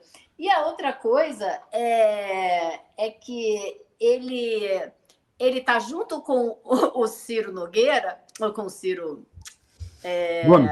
Gomes, justamente aquele que foi para a França para não votar no segundo turno, não apoiou ninguém no segundo turno, deixou o Bolsonaro ganhar à vontade, não jogou o pouco peso político que ele tinha, né, na candidatura do Haddad. E agora está justamente com o Ciro Gomes, com o Aécio, que é outro também, que agora vai ficar na turma do nem, que nem o Ciro ficou naquela época. Os dois abraçadinhos, né, Elô? Vamos falar também, Lucas Rocha, sobre o Jorginho Melo, né? Já falamos sobre o governador de Santa Catarina aqui no começo do programa, ele sendo machista e misógino contra uma liderança indígena. Agora o Jorginho está investindo em um jornal de um traficante. O vereador de Florianópolis, Leonel Camazão, do PSOL, usou a tribuna da Câmara para expor a história de um policial dono de um site com 1,6 milhões de seguidores no Instagram. Segundo o parlamentar, o empresário recebeu só nesse ano cerca de R$280 mil do governo de Santa Catarina por meio de contratos de publicidade da Secretaria de Comunicação. O Jorginho Melo aí envolvido com gente esquisita, hein?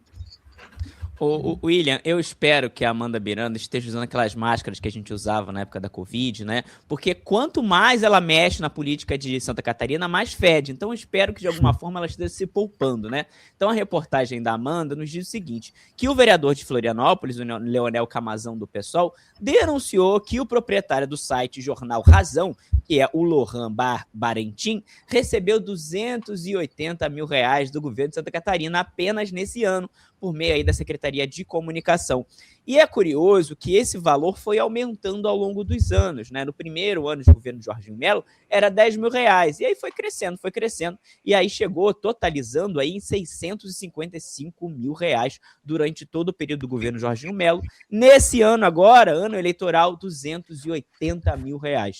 O vereador lembra que o Lohan foi condenado por tráfico de drogas, usa tornozeleira eletrônica e está foragido, e já foi foragido. perdão. A coluna informa aí que consultou esse processo e ele foi preso em 2019 com 3 quilos de maconha. 3 quilos de maconha, ele alega que é para uso pessoal, mas é curioso, né, que essa quantidade seja para uso pessoal, e ele foi condenado aí também por desobediência por fugir da abordagem policial. É muito curioso, né, William, esse processo todo, né? É um jornal que, segundo a reportagem, trata o governo positivamente, o governo Jorginho Melo, e recebendo aí um grande montante. Tanto a Secretaria de Comunicação quanto o Jornal Razão foram procurados pela reportagem da Amanda Miranda, mas não responderam até o fechamento da publicação. Só reforçando, esses R$655 mil foram confirmados pela Amanda Miranda no portal da Transparência. Então, esse montante aí não é só o que o vereador acusou, né? Que o vereador acusou de 280 mil, esses 655 mil foram checados aí pela Amanda e confirmados por ela. A gente não tinha falado o nome do jornal, né? É jornal A Razão, um jornal conhecido por publicar, um site, né? Conhecido por publicar notícias falsas, inclusive durante a pandemia. Um jornal sem razão alguma, né? Sem razão nenhuma. Um jornal que fazia isso de forma muito frequente, publicava notícias contra a democracia, contra também as medidas sanitárias. Então, um jornal da extrema-direita em Santa Catarina ligado a um traficante. Então, vamos continuar acompanhando aí a apuração de Amanda Miranda, agradecendo a participação de Lucas Rocha nessa sexta-feira. Feriador por São Paulo, Lucas, agora pode aproveitar o resto deste feriado que os paulistas estão oferecendo à nossa equipe de CL hoje, Luquinhas. Muito obrigado por esse mimo. Bom final de semana, pessoal. Tchau, Lucas. Beijo, Lucas. Heloísa Vidal, sabe o que está acontecendo ainda? Não. Copa do Mundo. Temos a vinheta na mesma linha. Roda a vinheta.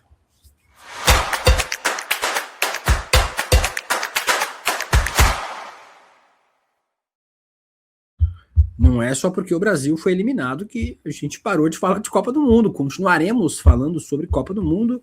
Dessa vez, já teremos o Nátio Lemos. Vocês me avisem aqui quando o Nátio tiver ok para entrar com a gente. Mas quero começar falando eu e você, Elô, sobre o senador e ex-jogador da seleção brasileira, Romário, do PL do Rio de Janeiro.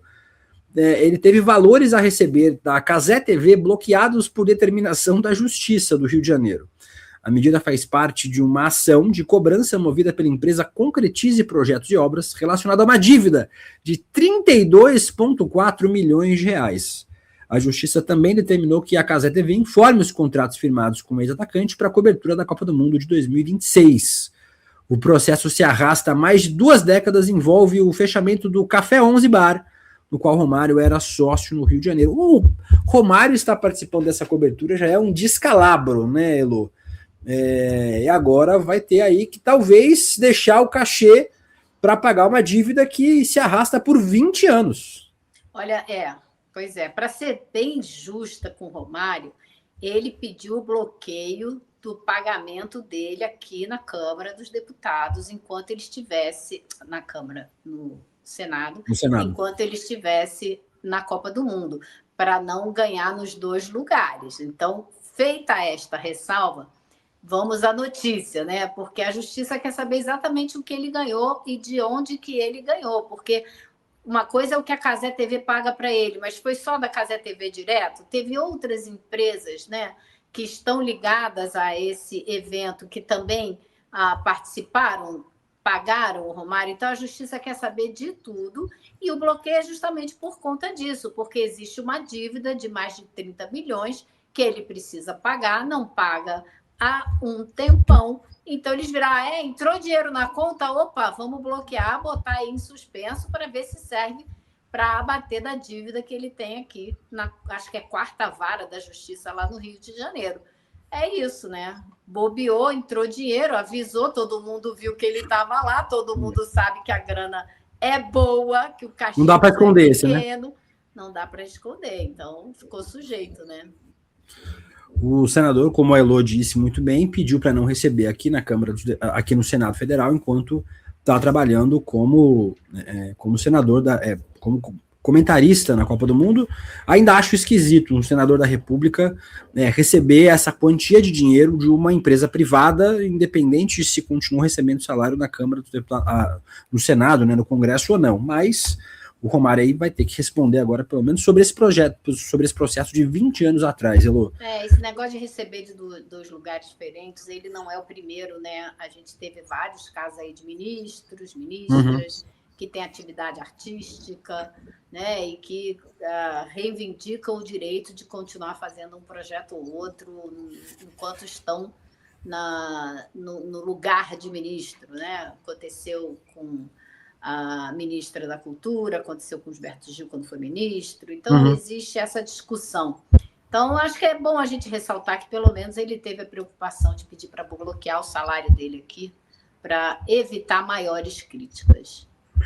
Falamos aí sobre o senador Romário, tivemos um problema com o Nátio Lemos, acho que ele não vai conseguir entrar para conversar com a gente, mas eu e Elô falaremos sobre França e Marrocos, na tarde de quinta-feira. Foi quinta-feira que o roteiro tá dizendo quarta. Foi quinta, não foi? Ou eu tô maluco? Foi ontem, né? Foi. A França venceu. Quarta não teve jogo da Copa. Isso, foi ontem. Foi o dia do primeiro dia de síndrome de abstinência. Quinta-feira, nós tivemos aí França vencendo Marrocos nas quartas de final por 2-0. Eliminou a última equipe africana da Copa do Mundo de 2026. O jogo teve um caráter que transcende o futebol, porque Marrocos foi dominada pelo colonialismo francês por 44 anos, entre 1912 e 1956, produzindo uma influência na língua, na cultura marroquina. O duelo também representou um importante fenômeno de retorno às origens, desde que a FIFA flexibilizou as regras para as seleções nacionais, facilitando a mudança de nacionalidade para jogadores que têm ascendência em outros países. Na seleção marroquina, 19 dos 26 jogadores convocados nasceram fora do país. Essa é a maior proporção entre as seleções participantes na Copa do Mundo deste ano. Os jogadores incluem aqueles nascidos na França, Espanha, Holanda, Bélgica e Canadá. 2 pontos sobre isso, Elô. O primeiro deles, tem muita gente, inclusive na Europa, que usa um discurso xenofóbico de que essas pessoas, por exemplo, que jogam na seleção da França, da Inglaterra, da Alemanha, não são europeus, porque tem ascendência de países africanos. Então a gente tem muitos jogadores que jogam nessas seleções que são filhos, netos de migrantes que foram de países africanos para a Europa. O Lukaku, o atacante da Bélgica, costuma dizer que quando ele faz gols, ele é belga. Quando ele perde gols, ele é congolês. Então essa memória é sempre reativada dos jogadores que têm ascendência de países africanos. O Marrocos fez o contrário. Um caminho que já é muito conhecido da seleção da França, da Alemanha, da Itália em certa medida, da Espanha, de repatriar pessoas que nasceram em outros países, em colônias desses países, para jogar nas suas seleções nacionais. Agora o Marrocos consegue aí, 6ª melhor seleção do mundo, consegue aí trazer muitos descendentes de marroquinos para jogar na seleção, fazendo o que os europeus fizeram a vida inteira, Elô.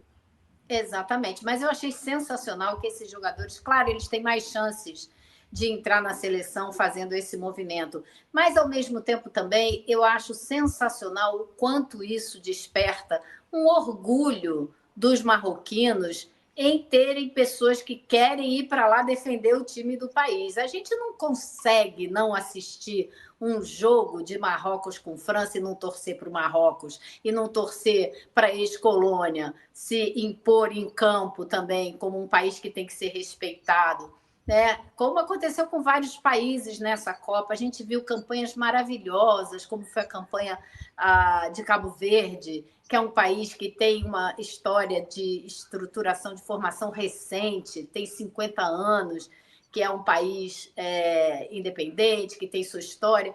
Então, assim, são momentos dessa Copa do Mundo que vão ficar na memória de todo mundo. O Egito fazendo a campanha linda que fez, defendendo a Palestina no final dos jogos, né? E o Marrocos ontem foi maravilhoso, porque ficou todo reunido na derrota também. Não ficou unido só na tentativa de ganhar, mas ficou muito unido na hora que perdeu o jogo, mas perdeu com galhardia, com orgulho, com futebol jogado com garra até o fim. Então foi emocionante, foi uma partida emocionante. Não sei se eu gosto desse termo, Elô, mas perdeu com dignidade, né? A França é ampla favorita para ganhar a Copa do Mundo, tem uma seleção espetacular, conseguir segurar a França como segurou. O cachorro do meu vizinho resolveu participar agora, pelo menos no pelo da menos nossa no transmissão. futebol, né? Ele resolveu participar. Mas Marrocos aí fez uma todos. excelente campanha. Continuamos aí com a Argentina disputando a Copa. Fora as seleções colonialistas, tem Noruega e Argentina ainda, né? Para fazer a disputa, vamos continuar observando aí quão longe elas vão. Se bem que a França é ampla favorita aí para vencer a Copa do Mundo 2026. Elô, dito isso, você também premiada com o feriadão de São Paulo. Terminamos o ICL Notícias primeira edição desta sexta-feira, dia 10 de julho de 2026. Como eu falei no começo do programa especial, feriado aqui em São Paulo, dia da Revolução Constitucionalistas, revolução que perdemos, né? Tem estado aquela que não foi, né? Isso. Tem estado que gosta de fazer revolução que perdeu, né? São Paulo é uma delas. Pelo menos nos deu um feriado aí, a revolução fracassada de São Paulo. Elô, agradecendo a todo mundo que acompanhou a gente durante esse período todo, nossa equipe técnica que fez este programa ser possível, capitaneada pela nossa diretora Helga Simões. E hoje, às 5h30 da tarde, temos ICL Notícias, segunda edição, com Laura Couto e Chico Sá. Fique com a gente. Segunda-feira estamos de volta no estúdio com programação inteirinha, desperta, N1, rolê, mercado, em detalhes, urgente, Chico Pinheiro Entrevista, N2, programação lotada para vocês na segunda-feira, quando voltamos ao nosso estúdio. Beijo, Elô, bom fim de semana para você. Para você também, querido. Tchau, tchau. A gente se vê, gente. Tchau, valeu. As pessoas que estiveram no centro do poder bolsonarista resolveram falar. E o que eles falaram para o ICL numa investigação exclusiva, na voz de quem esteve dentro de todo o surgimento e crescimento desse movimento, a verdade vai ser revelada. Se você não quiser perder o documentário mais revelador do ICL, talvez o com maior implicâncias políticas até hoje, clique no link aqui embaixo e se inscreva gratuitamente. No dia 23 de julho, uma quinta-feira, às 8 horas da noite, o país inteiro vai saber não só a verdade sobre Flávio Bolsonaro, mas a verdade sobre todo o movimento bolsonarista. A gente se vê dia 23. O ICL está em todo lugar, na palma da sua mão, na TV da sua casa e até nos seus ouvidos. Para ir além da manchete e mergulhar com apuração e contexto de verdade, acesse iclnoticias.com.br. Siga o ICL, compartilha e vem com a gente. Informação para quem pensa.